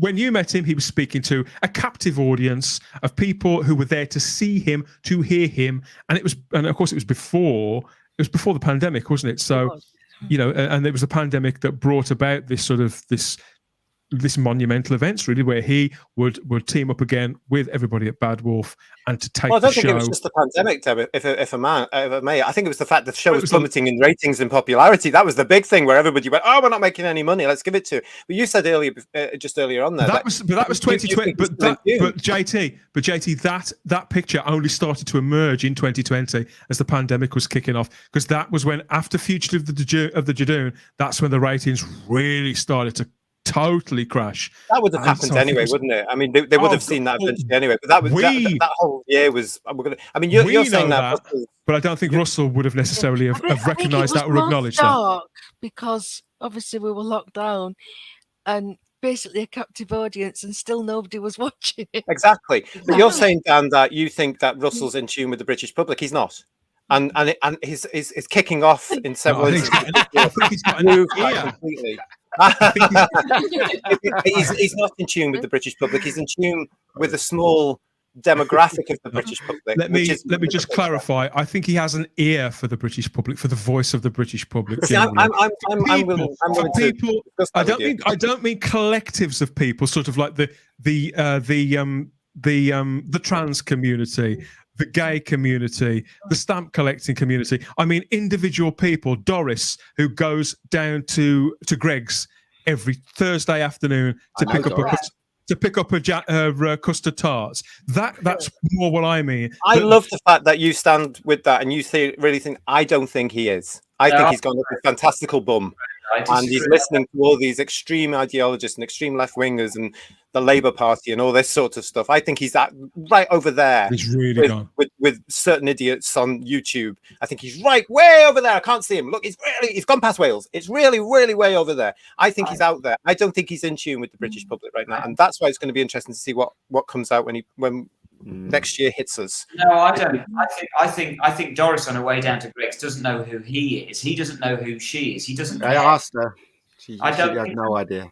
I've heard him talk about writing, you see, Simon, and I've heard him say, well, we'll get her on the show. I'll get her on the show for you. I've heard him say that he'll go to shopping precincts and things like that, and he'll sit there with what would have been a newspaper or probably a Kindle or something now, and he will just listen to what people are saying, everyday people, while they're bumping into friends in the shopping precinct. And I hear that a lot from writers. I think Paul Abbott does that too, where they listen to how real people talk to one another. And that, to me, that explains why his dialogue is so crisp and so real compared to the dialogue you get from some clown like Chris Chibnall. That's the classification. There's a huge difference. Absolutely. But is Russell in tune with the British public right now? No, he's not. I don't believe he is. We've all moved on. Well, a lot of us have moved on.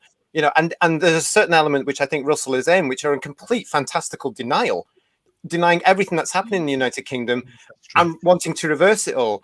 I just hope, as I say, he keeps his politics at the door, shuts his big mouth, and has learned from what's happened this year where he got certain backlash because there are certain people now around in fandom. Some of them are in our chat here now. Some of the Facebookers are saying they're not going to watch the next, and that's what they've got to avoid. We've all got to be there for the next episode with David Tennant and Catherine. We've all got to be there. We've all got to love it, and then it's our responsibility again to not just love it and watch it every week, but to bring people back with us. And if he gets that wrong, kiss goodbye to the show. It's very at clever. that point, can I just say, you're going to have to kiss goodbye to me because I'm off to watch the best thing on British television right now. Well, that which is, of course, everybody. nicely to my question, because the next question we've got comes from the 80s fanboy, Carl Evan Elwell, the classic 80s fanboy on YouTube. That's Carl there. And he says, apart from Doctor Who, what other hobbies and interests do the panel have? So, JT, one of yours is... Well, one of mine is All Creatures Great and Small, which I'm going to go watch now. Again, huge congratulations to Channel 5. I also like collecting merchandise. I love being on YouTube on this show. I love doing all the inputting onto this. Part one of my hobbies now is actually, giving Dan lots of things to say, can we do this? Can we do that? I'm harassing him morning, noon, and night.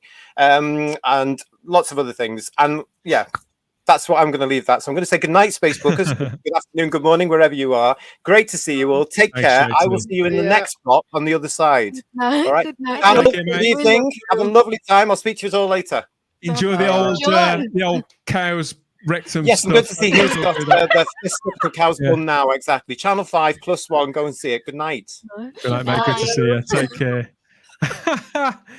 So, Simon, what about you? Apart from Doctor Who, what other hobbies and interests do you have? I think probably regular viewers of the show probably know by now what my regular hobbies are. I love science fiction films, horror films. John Carpenter is one of my absolute heroes. I worship the ground he walks on. So I'm a massive fan of genre stuff, of horror and sci-fi genre stuff.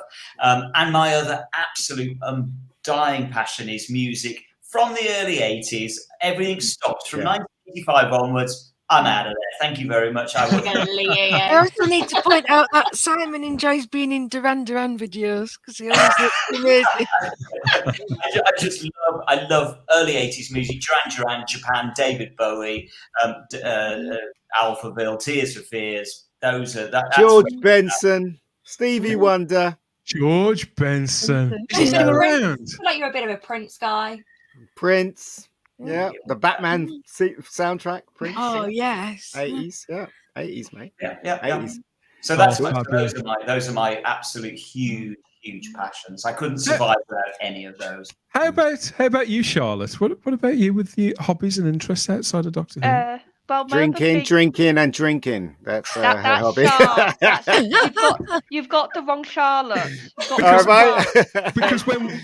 Because when we speak, you say you don't generally watch a lot of sci-fi, do you? So what is it you are into?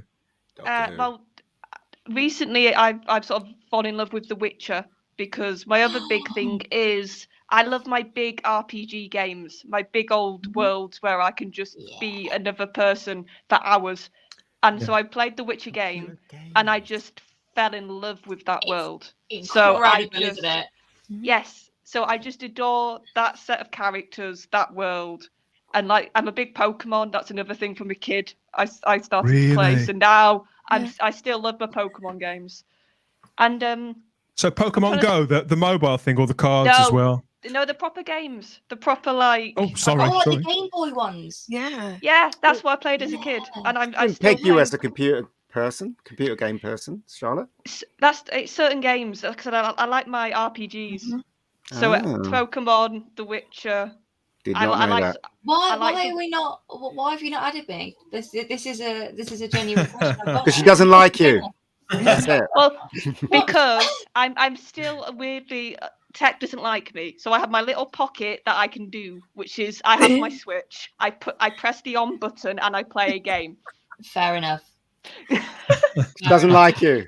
She doesn't like you. That's it. Now that JT has left us, people are speculating in the chat about his other interests. Say Darren Bradley thinks that he might be his only fan. Oh, and also, as Paul noticed, I'm not the first one to leave tonight, folks. Yeah. I'm not the first one to Yeah. JT's never going to live that down now. A lot of love for John Carpenter here in the chat as well, Yeah, Simon. He's a very popular great director. director, great You're mentioning the Fog and the Thing. The Two of my Thing's amazing. favorite movies of all Yeah. time. Ian, what about you? Because Halloween. you obviously, we talk on this channel a lot, don't we? About, so I know the kind of movies and TV shows and stuff that you're into. Maybe a lot of them do too. But for the people who don't, what other interests do you have? I know, like me, for example, you go out running, don't you? Yeah, and I love watching the Doctor Who diaries as well when I get a chance to. I like watching it, so there you go. But I'm joking, obviously. Joking, he's lying. But I'm joking, obviously. But no, film, watching movies, writing stuff. Don't like computer games. It bores me silly. Yeah, and all Doctor Who stuff. I love watching the classics. I love tormenting watching the New people, Who. Tormenting people. Moody. Yeah. You know there's a storm named after you, love, That's don't you? What's that? There's a storm named after you. I think I texted you actually. Yeah, there is. Yeah, I'm coming for you. I'm coming for you. Coming for all of you. I destroy everything in my wake. The oncoming storm, that is Ian David Diaz. We do hope that everybody is obviously safe and well in Florida at the moment. I understand it's been quite hairy for people like Carl Wagner from the Fandom Podcast Network, who's obviously a regular on Type 40 on the Type 40 podcast too. Yeah, so obviously, please stay safe, everybody. How about you, Sarah? What are your other interests outside of Doctor Who? Oh, well, aside from Doctor Who, I like movies. I like my sci-fi, I like my fantasy. Big. Did you notice I lowered my voice to say that? I was quite worried what you were going to say. Did you? Fantasy. Big Tolkien fan. Can't stand Rings of Power. I don't think anyone can really. Like a big Discworld fan. I like my Terry Pratchett books. I've just bought his biography that was released today, so I'm looking forward to reading that. I like my food. I like baking, which is why I'm not a size 10. I haven't seen you bake anything for a little while. You still do it though? I do, yeah. I still do it. I've been doing something recently because it's Macmillan coffee morning this week. So yeah, I've been doing stuff for that. What's the story signature, Sarah? Pardon? What's the story signature dish? The story signature dish. Oh. What would you give to Mary Berry if you want? What would I give to Mary Berry? Oh no. I do some very nice cookies, white chocolate and raspberry. Oh, sounds good. Yeah, so yeah, when I meet, I used to do chocolates. Can you remember that? I got a Doctor Who mold, and I used to do like little chocolate canines and things. So, I remember those. Yeah, I will bring I had some. curry. I'm yet to try these, Sarah. So you know. Love my cats. I'm a crazy cat lady. As you know, Ian loves it when I start posting about cats. Yeah. And just this YouTube community. I love talking to you all and just having fun. Keep me sane. Oh, I find that hard to believe, Sarah. Yeah, exactly. Sure. How about you? I mean, you talk about. I mean, we know you like a drop or two, but other than that, how dare you? That's very, very rich to say, by the way. When I noticed that Sarah had a glass and she didn't get out of the way in time before we came back on, yeah, I saw that. Don't you worry. Yeah. So, excuse me, if there's two of us now. That's all. I don't think that counts as a hobby anyway. So yeah, hobbies. Of course, I like being a bit jolly. Who doesn't? But I love Marvel and Star Wars. They are my two. Disney Star Wars. Huh? Disney Star Wars? Let the girl speak. Disney. Thank you, Dan. Disney Star Wars. I was asking, do you like Disney Star Wars? I love everything about Star Wars apart from Book of Fett. But no, I love those two. I'm also a keen baker, but I wouldn't dare say that I am any good at it. I'm quite mediocre. I'm a massive gamer. Love that so much. Constantly on it at the minute. Currently playing God of War, if anyone knows of it. And I love comedies, old ones, Fawlty Towers, absolute. Oh, just rewatch now you're talking. Yeah, could watch it forever. And something that actually no one knows about me is I love writing. I'm a massive writer, and there's so many times where I'm like scribbling down on pads or I'm writing something on my laptop just because something comes. Do you mean like writing a journal, or do you mean prose fiction? We love it. Wow. Absolutely love it, yeah. So I'm not creatively minded in terms of like marketing or digital things, but yeah, I love a bit of writing. So any particular genre, or do you just write what you feel like at the time? Sometimes it's what I feel, but a lot of it's fantasy. And I like writing alternate universes. That's always a nice one for me because you can literally do whatever you want. So as Paul likes to show you that you can as well. But yeah, those are probably my only ones. And I love music. I'm a huge 80s fan as well because that's what my mum grew up with. So I grew up with that too. And yeah, I'm trying to think if there's anything else I could learn a lot. A lot of people don't know that I play guitar and a little bit of piano. I'm no good at it, but I try my best. And yeah, I think that's it. Oh, and I've got so many pets. I've got a rabbit, a dog, 2 cats, a hamster, and plenty of fish. So I've got a bit of a pet shop going there too. And I would love some more. Yeah, that was a lot. There you go. It was a lot. It was. It just goes to show. You know, and I do really think that things like baking, Simon, and writing, that's creativity. I mean, Ian, making movies, making web series is the same. You know, it's all part of that. We talk about a lot. The Doctor Who taps into people who are creative, doesn't it? Almost unwavering. Yeah, I think it absolutely does. I think it's fairly obvious. If you're into Doctor Who, you are going to be into some form of creative stuff. As we've said so many times before, Doctor Who is not that kind of passive thing like EastEnders that you just watch it and it's gone. Somehow it does instill creativity in people. And, I think creative types are drawn to it. I would imagine most people that watch Doctor Who are creative in some form or another. Yeah, I'd agree with that. Very true to say. It's because Doctor Who's very creative, isn't it? Especially the classics, because they didn't have the budget to do it properly, so they had to think of ways of how to do it with very little. And it stimulates imagination. So I think if you're into it, you're going to want, you're the kind of person that wants your imagination being stimulated. It's just those are the kind of people that are drawn to it. Yep. Completely agree. That's certainly how it got started with me. I understand that you're bouncing as well now, Charlotte. Yes, very good little sub thingy actually. So you will see you guys soon, but you might see me a bit sooner. I won't say anything else. So you'll see me soon on something on Type 40. But have a good night, everybody. Yeah. Yeah, that's true. Yes, I think we have talked about it a little bit. Yeah, thanks for doing that. And thanks for doing this. Catch up with you again soon, Charlotte. You take care. Good night, Charlotte. Bye-bye. Bye-bye. Bye-bye. And then there were 1, 2, 3, 4, 5. I had to count it. 5. Yeah, we have more questions. Of course we do. This one, actually, well, no, I was going to say one of my other hobbies. I think people already know. I mean, I YouTube. I make podcasts. I draw. Yeah. I watch TV when I can. I'd say I do more talking about it than I do watching it lately. I watch TV and movies. Like Shaw, I love old sitcoms, modern comedies. There aren't any modern comedies, come to think of it. No. And so I do watch quite a wide array of different kinds of TV shows from across decades and from all over the world when I can. But I don't do subtitles. But in my defense, I don't do guilty pleasures either. So yeah, there's all of that. I do as well. You don't? Yeah, no, I don't. I watch. No, well, what I mean to say is I don't. I watch anything, and to me, it's there's no such thing as a guilty pleasure. If I like something, no matter how cheesy it is, I like it, and I'll tell you why I like it with absolutely no shame. So when I say I don't do guilty pleasures, that's what I mean. I see. But I do. Of course, there's my children as well, which they're mostly grown up. But yeah, does that count as a hobby? Family? No, that's not a hobby. It's family, isn't it? Yeah. Yeah, you can't use that because I didn't mention mine, and now I look like a real exactly. And now I look terrible.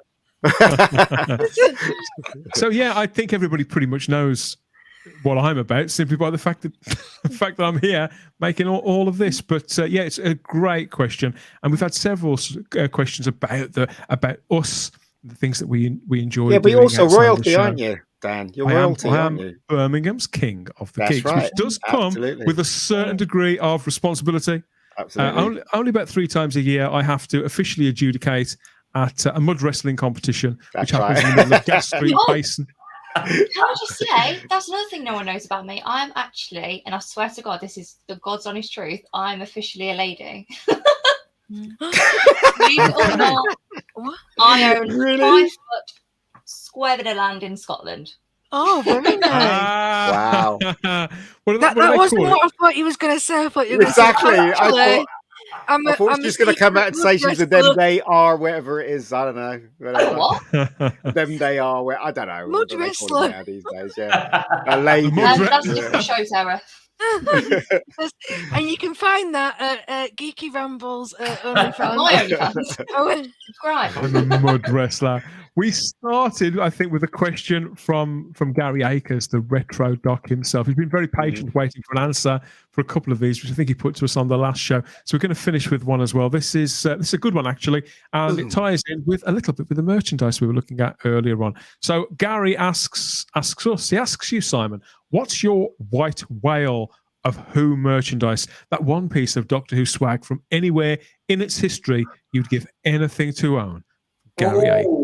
Oh gosh, that's a really, really good question. I would give anything to own again my Dennis Fisher TARDIS and K9 and Tom Baker doll, which I sold for next to nothing back in the day before eBay even existed.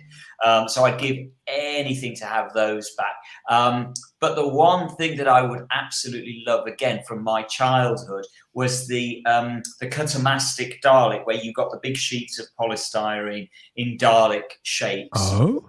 All stamped on this polystyrene, and then you got. I mean, when you think about it now, can you imagine giving this? Dangerous.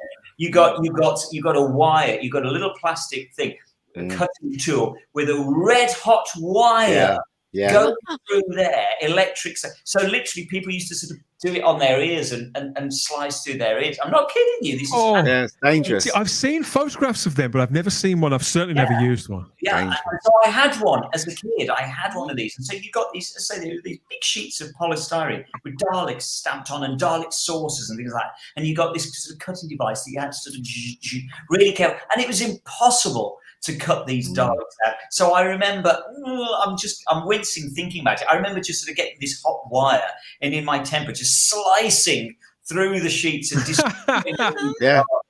And of course, it's worth an absolute fortune now. It's worth hundreds. I bet it is. You can't get them incomplete. And I remember that and I can still remember the smell of the polystyrene as it melted with this hot wire. So I'd give anything to have that back again. Anything. I thought that those were years earlier because of the health and safety thing. I thought they'd be before your time, basically. Oh, it's very kind of you to say so. They were before my time. They were. I'm just having a look. No, it's not actually on that picture, unfortunately. They were from the 60s, but for some reason, I don't know. I got one for Christmas when I was about 5 or 6. In sort of the early 70s, so I guess my parents must have found one in a charity shop or an old toy shop or something like that. Don't know how I got it.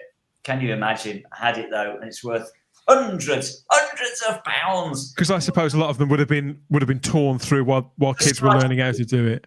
Everybody just sliced through them. They were a nightmare to use. And I say, when you think about it now, the thought of giving that to a child is just, you can't imagine. I'd love that back. How about you, Sarah? Is there anything that you hanker for, that you crave, or one item that you think, I wish I'd bought that when I saw it? Oh God, I don't know. I mean, obviously, I want my own TARDIS. Everybody does, don't they? I can't really think of anything that I've seen. But I'd have loved to have had a proper K9 like what you and Simon had. I think I mean the figures have been great, don't get me wrong, what we've had, but I don't know, your toys just seem so much cooler. And I'd love to have like the 60s and 70s toys. I think toys then were more toyetic, that expression they use in Star Wars circles, toyetic, and there was more moving parts with them. Things I think that the people who created them, who imagined them, thought that little bit bigger, and not all of the things worked, there was plenty of failures and things that people take the piss out of even to this day. You know, thinking about that giant helmet, the Mr. Spock's helmet from Star Trek with the rotating flashing light on. There's nothing to do with Star Trek. But for every item you get like that, there are a million and one things like the Cutomatic thing that Simon's just been describing that kids will just never, ever forget. And those magnetic games where Daleks would sort of swivel around on platforms and things like that. The most rudimentary science powers those things, didn't it, Simon? And yet the simplest of pleasures, but they really do make childhoods. I'm similar to you, Sarah. I mean, I don't hanker for anything in particular. I think I did when I was younger. I always wanted, for example, a complete set of Target books, and I have a complete set of Target books. I always wanted every issue of DWM. I've got every issue of D. So there's that. But as regards of a white whale, as Gary describes it, I know it's a terrible thing to say, but I'd love a Dalek, a full-size Dalek. Problem being said in the TARDIS, a full-size in the chat. Sorry, a full-size TARDIS. Of course, I'd love one of those. But I never really think of it on those terms. I'm actually relating more to what Simon said. Increasingly, as I get older, I seem to be trying to recapture things that I used to have years ago that I either used and abused, or somebody else broke, or loaned and never brought back. So it's more about grabbing things back that I used to have. So I can really relate to that. I can't think, I just haven't got a white whale. It's because I suppose I don't think I'm a collector in big capital letters. I buy what I like, buy what I want. What about you, Ian? Have you seen anything that takes your fancy that you've got? Before the pandemic, when I was in Forbidden Planet, they had the helmet of a Cyberman. It's the one. It's the ones that we love, me, Simon, and the thing that was connected to the chest plate, and it was going for £900. And I remember coming into the store and seeing it, and I was thinking to myself, oh my god, I would love that. I would just love to have it on my table, just staring at me. That's the one thing that if I had money, I would buy it. Definitely buy it straight out. But yeah, that classic Cyberman with the big things in the ears and stuff, and that's so good. And he even had the invisible mouth as well. So when you put it on, it had the invisible. Remember that the mouth was invisible, so you can see the guy's mouth. Clear jaw, so you can see jaw. Yeah, he had a clear jaw. No, I was thinking, oh, that's amazing. But anyway, that's the one thing I would, if I had money, I would have bought straight out. But anyway. Very nice. Problem being, says, my dad owned tons of 60s Dalek toys when he was a kid, gave them all away to a children's hospital. I don't know whether to kill him or applaud him. Oh, that's lovely. Great story. Thanks for that, mate. Thanks for that. I had all of the TARDIS and Tom Baker dolls when I was a kid. My dad won a lot of money on the Grand National and got me the TARDIS and Tom Baker doll, says Tony L. What a lovely thing to do. I mean, I had those. Was it Red Rum by any chance that won that year? Remember Red Rum? Everybody bet on Red Rum. Give us some tips from 50 years ago, Tony. That'd be awesome. And how about you, Shah? Have you ever caught sight of something in Forbidden Planet or on a video somewhere on YouTube, somebody unboxing something and thought, oh, I'd love that? Or seen a picture from the dim and distant past and thought everything was cooler then, just like Sarah did? My t-shirt. I'm not. Yeah, I'm still yet to receive that t-shirt. All right. Jeez, don't ever go. What was I going to say? I can't remember now. I'm not really a collector kind of girl. I enjoy the show for what it is. That's just not my thing. But I mean, obviously, I won that Dalek that I saw when I was with you. Matt Smith would be fine. I'll wrap him up for you, mate. But I did see a book. Oh God, help me! What was it called? Oh, the Doctor Effect. I think it's called. And I'm not really a book kind of girl, but I would, as in Target books and things.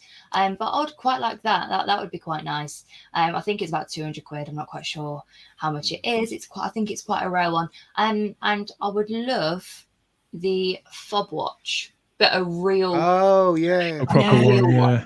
Not one of those plastic ones that you get from the shop. A real, genuine fob watch with a little bit of Gallifreyan on it. That would be great as well. I think that's on Amazon. I think it said I don't want a proper old. Yeah, the proper one. Yeah.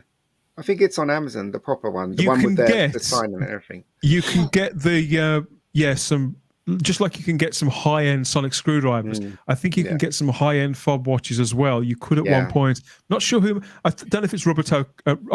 I've just said that I wouldn't buy anything. Virtually everything that Rubbertoe Collectibles put out, I love a lot of that stuff. You know, they've got a box, the moment in the box. Yeah, okay. I wouldn't call it a white whale though, because when I see it, I think, I'd love that, but I don't lie awake at night thinking about it. You know what I mean? Yeah, I'd love one of those. It's not a white whale thing for me either. But yeah, I mean, yeah, I'd love that. I do collect those Funko Pops. I get loads of those. I don't even know if that's the right word. But I do have loads of those in storage somewhere because my house is still far from being ready. So there is that too. But yeah, that would be it for me. I would love that. That'd be great. But yeah, like everyone, I want my own TARDIS, I want my own Dalek, I want my own Cyberman.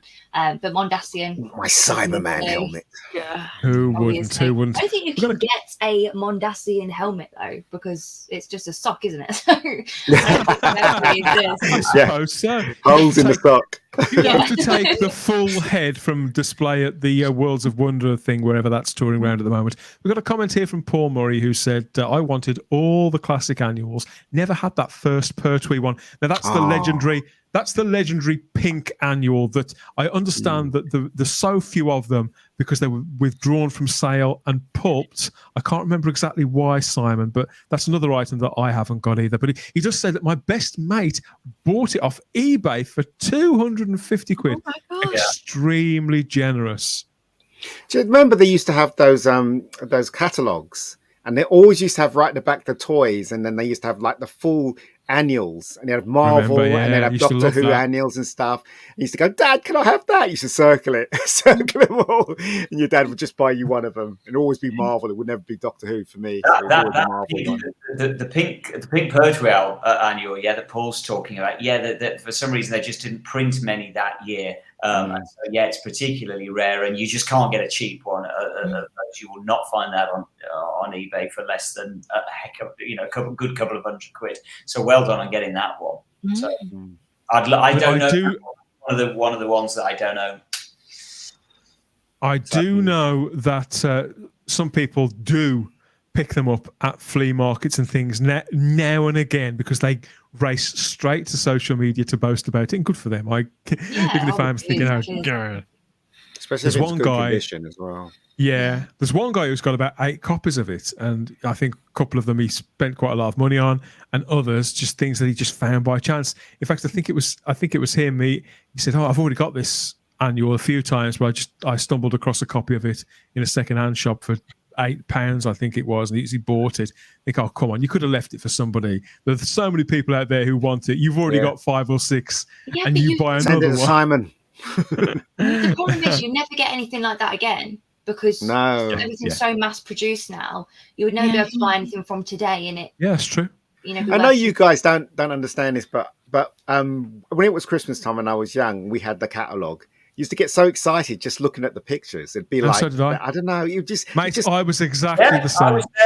I was definitely there with that. So exciting. Yeah. I used to do that with the Argos and the index. I love the Argos catalogue. So did I. It was catalogue. The Case catalogue. I remember the Case catalogue so well, and those photos that you get of Star Wars. For example, you go back to what you were saying, Shah, about you get the little Star Wars effect, and they photographed them in these little scenarios and things with lovely coloured lights in the back, and they just looked amazing.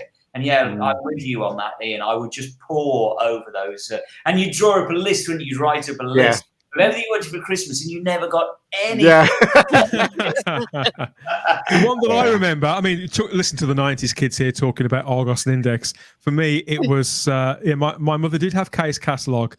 But the one with the most toys and annuals in was called Marshall Ward. Oh gosh, yes. Do you remember that? Fantastic. Yeah, I remember that. The Marshall Ward catalogue. Well, so yes, order my annuals there. Remember, in many ways, those were the internet of the day. They were.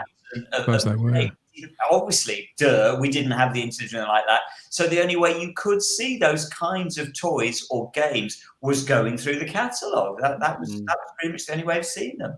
That was when Yeah, you got... I know your parents used to sit there and they used to open the book and they used to go to all the clothes and stuff and say, you're going to buy this. Yes. You just had to wait for them to finish with it. And then you could just go at the back and see all the toys. Look at all the toys at the back. So, yeah. There's nothing better than circling everything, though, and then writing it Yeah, down. yeah. And Highlighter pens and all sorts of things. They already knew that Shah had a champagne lifestyle on a lemonade budget. So, I don't think they liked that very much. But. And as Doctor Who fans, of course, we love making lists too. Thanks to Gary Akers for that question. And he offers us again, he's watching in the live chat on YouTube and says, so the lesson is that if we could relive our lives, none of us would ever throw away anything. Yeah. I think you could be right, Gary. And let us know what you think about all of this. What would your white whale be? Gary, anybody in the live chat or people in the comments section, let us know after the show, and we'll come back to this question and all the other questions that you've been kind enough to send us for round 4 of Ask Us Anything. I think we've got away with by the skin of our teeth, everybody, from that one. They've been very, very kind, and it's been lots of fun, as always, answering your questions. But that's it for now. Let's head back to the cloister room and look at a couple of pretty pictures before we head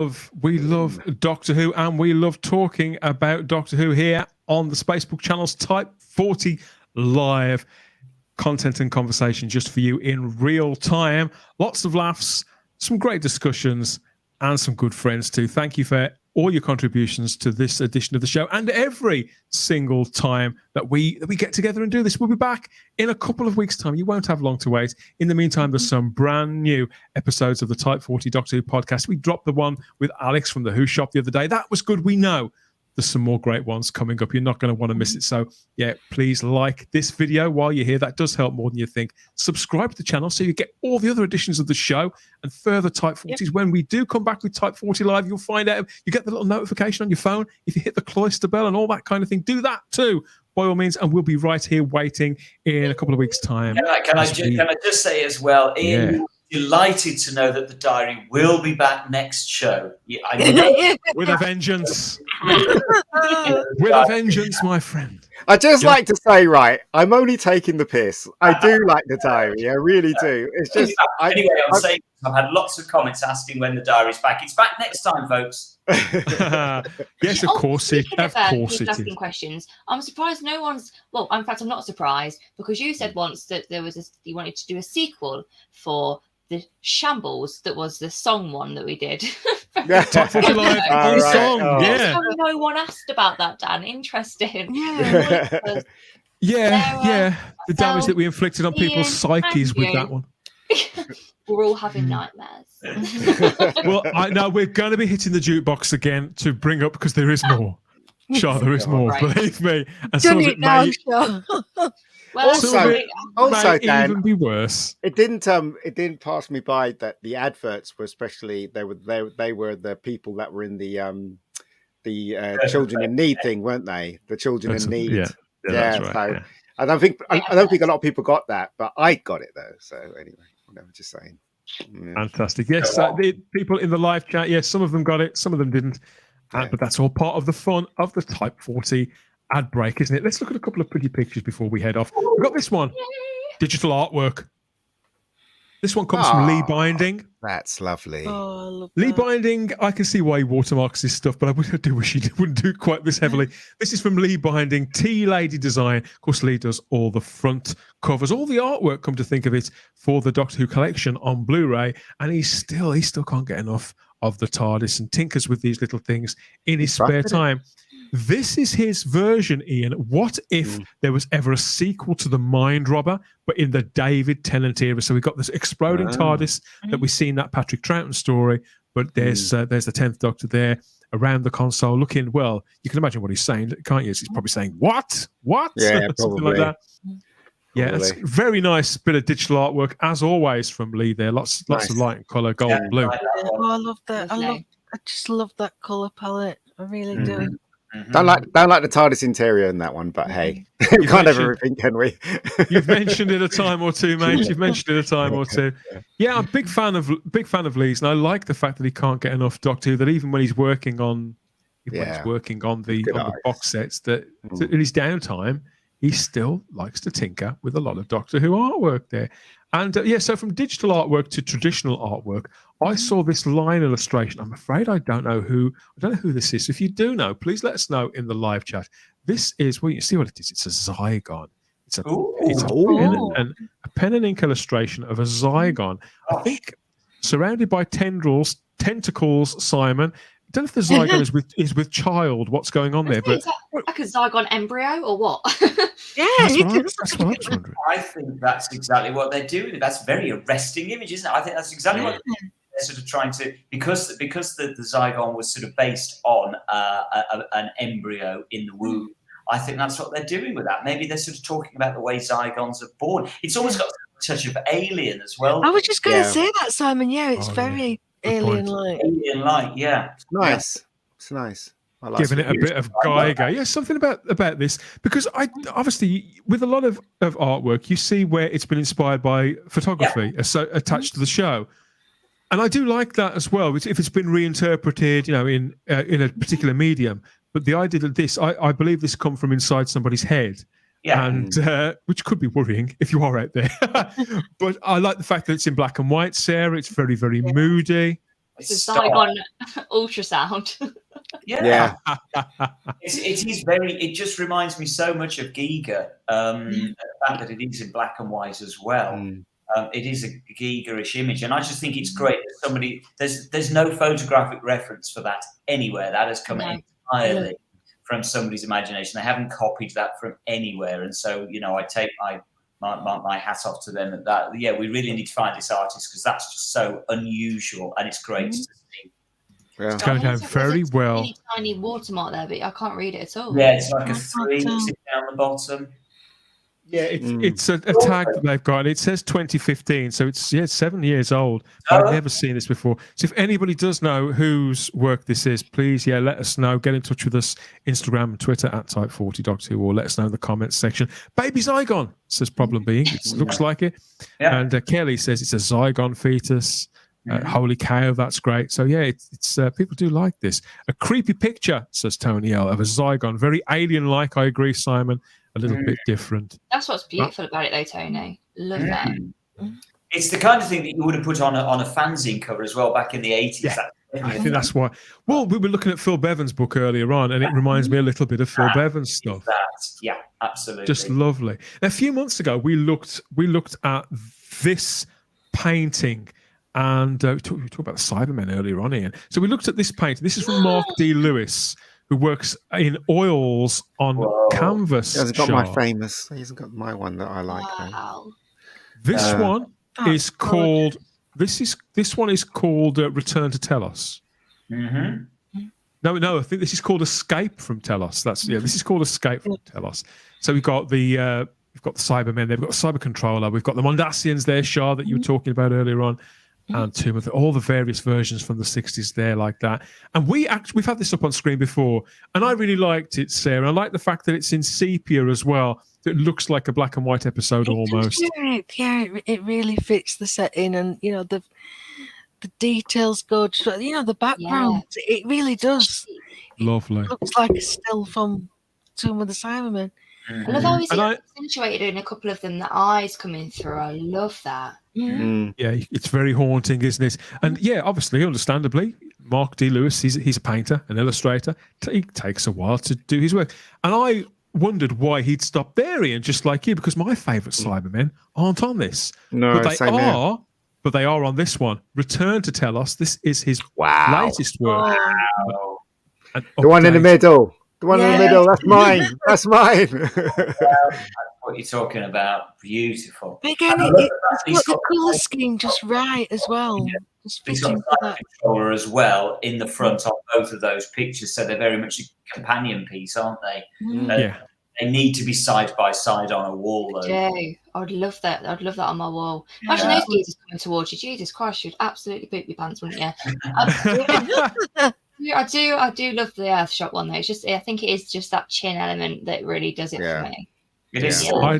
I'd like to see these on canvases, maybe, Simon. I think Mark could sell it. He could shift a few of these. I'd put them on my man cave wall, certainly. Yeah, as I said, they need to be side by side. You need two side controllers, just mirror imaging across there. It's beautiful piece. You say this is oil, so these are done in oil. You say? Yeah. So that's Where can we buy those? Can we buy those, Dan? Has he got a shop? No, I don't think you can. I know that Mark shares a lot on social media now and again, but I don't think he's got a shop unless somebody can correct me out there. I've not come across one myself. So, but I would certainly be very interested in prints or maybe greetings cards with these on. Let's get a postcard from you. He's got the tombs from Attack of the Cybermen in the background as well. So you've got the tomb from both tombs. Yeah, they're just beautifully. They've got fantastic symmetry in them. They're definitely on a wall somewhere. Those two. I noticed that he's got the black Cyberman there from the underground, from the sewers of Attack of the Cybermen as well. And the Silver Nemesis Cyberman, I think, is right at the back there. So you can notice the little differences there. And as you say, Ian, he's included that clear jaw of the Earthshock one in the middle. So you can just see the silvery jaw there, the humanoid silvery jaw underneath. So another beautiful piece of work, Mark. Well done. Heaven knows what he's going to come up with next. Whether he's going to look at the Cybermen from the new series of Doctor Who. I'd like to see an update of this somehow, but obviously it wouldn't be symmetrical then, would it? Maybe he'll surprise us. Maybe he'll do something. But yeah, Mark, hit us with the new Cybermen. I'd love to see that. God, I hope they go back to these sort of Cybermen in the new. I don't want to see any more stompity stomp. It's well old now, isn't it? Yeah. They were made for toys, weren't they? They were meant to be toys. They were the way it was designed looks like they wanted to sell them as toys, didn't it? When they brought them back. I know. Sorry about my language. I just hate stomps so much. I agree. People in the chat love those pictures too. So we've got excellent. Yeah, love it. The color is perfect. Says the time scales. Good stuff. Gorgeous. Love the use of shading for the metal. Says problem being talented art. Kelly says, talk about underrated. Black and white is underrated. Absolutely. Great Cybermen, says Paul Murray. So those have gone down very well. I'll have to tag Mark in this video or try and send him some of these comments because, I think he'd enjoy that. And problem being also says, enough with the stompies there. Couldn't agree more. The last ones we got that were kind of based on Mondas, they were okay. Still stomp though. Still stomping. Thing is, though, when you bring them back, you have to make them terrifying. That's the thing. I think that's the trick. When you bring them back. I do remember though when it was Rise of the Cybermen and Age of Steel, I was actually really scared of them. I was terrified because it showed the progression. I understand. I know a lot more, of course, than I did back then about. They were effective at the time, but they were really scary to me as a kid, which I loved. And Star Trek ripped them off, didn't they? The Borg, they ripped the Cybermen off completely. If this was QI, you'd get that big flashing sign. No. I guess. Thank you to everybody who contributed, not just the questions, but the comments in the live chat too, because that's what keeps this show alive. It's the lifeblood of any live stream. It keeps us going. It keeps us enthusiastic about what we do here at Type 40 and Type 40 Live. And yet keep it coming. Let us know what you think of all of this. Have a ponder on some of the questions that we've been poised on this edition of the show. What do you think about our answers? Have we missed one great underrated Doctor Who classic? What advice would you give to Russell T Davies or Ncuti Gatwa for that matter?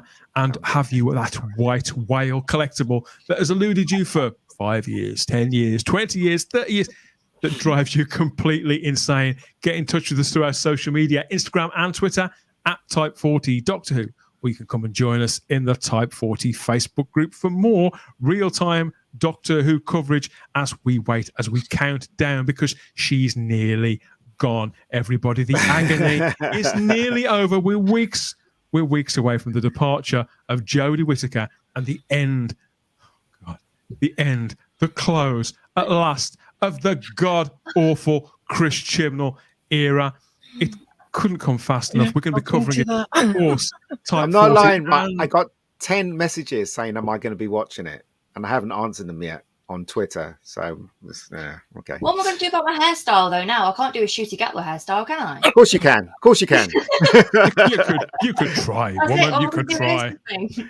Just shave it all off. You'll be fine. Awesome stuff. Yes. So let us know how you're going to celebrate the end of the Jodie Whittaker era. Let I us just know in the choked to my comment section. drink after what Shaw said.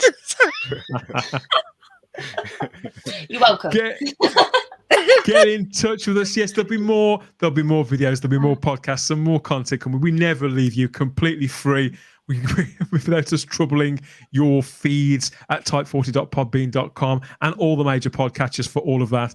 And little treats here coming up on the Spacebook YouTube channel too. Thanks to everybody for watching and sending in the questions. People like Gary Akers and Paul Murray and Joey Boy and Tony Luce and everybody else that, really sincerely. Of course, there'll be another round of Ask Us Anything. We love these as much as you love making us squirm. So stay tuned for all of that too. We'll be back in a couple of weeks after the break. But that's it for this time. We always have the time. If you have the space here at Type 40, hold tight. It's nearly over at long last. We'll see you again in a few weeks' time. Bye.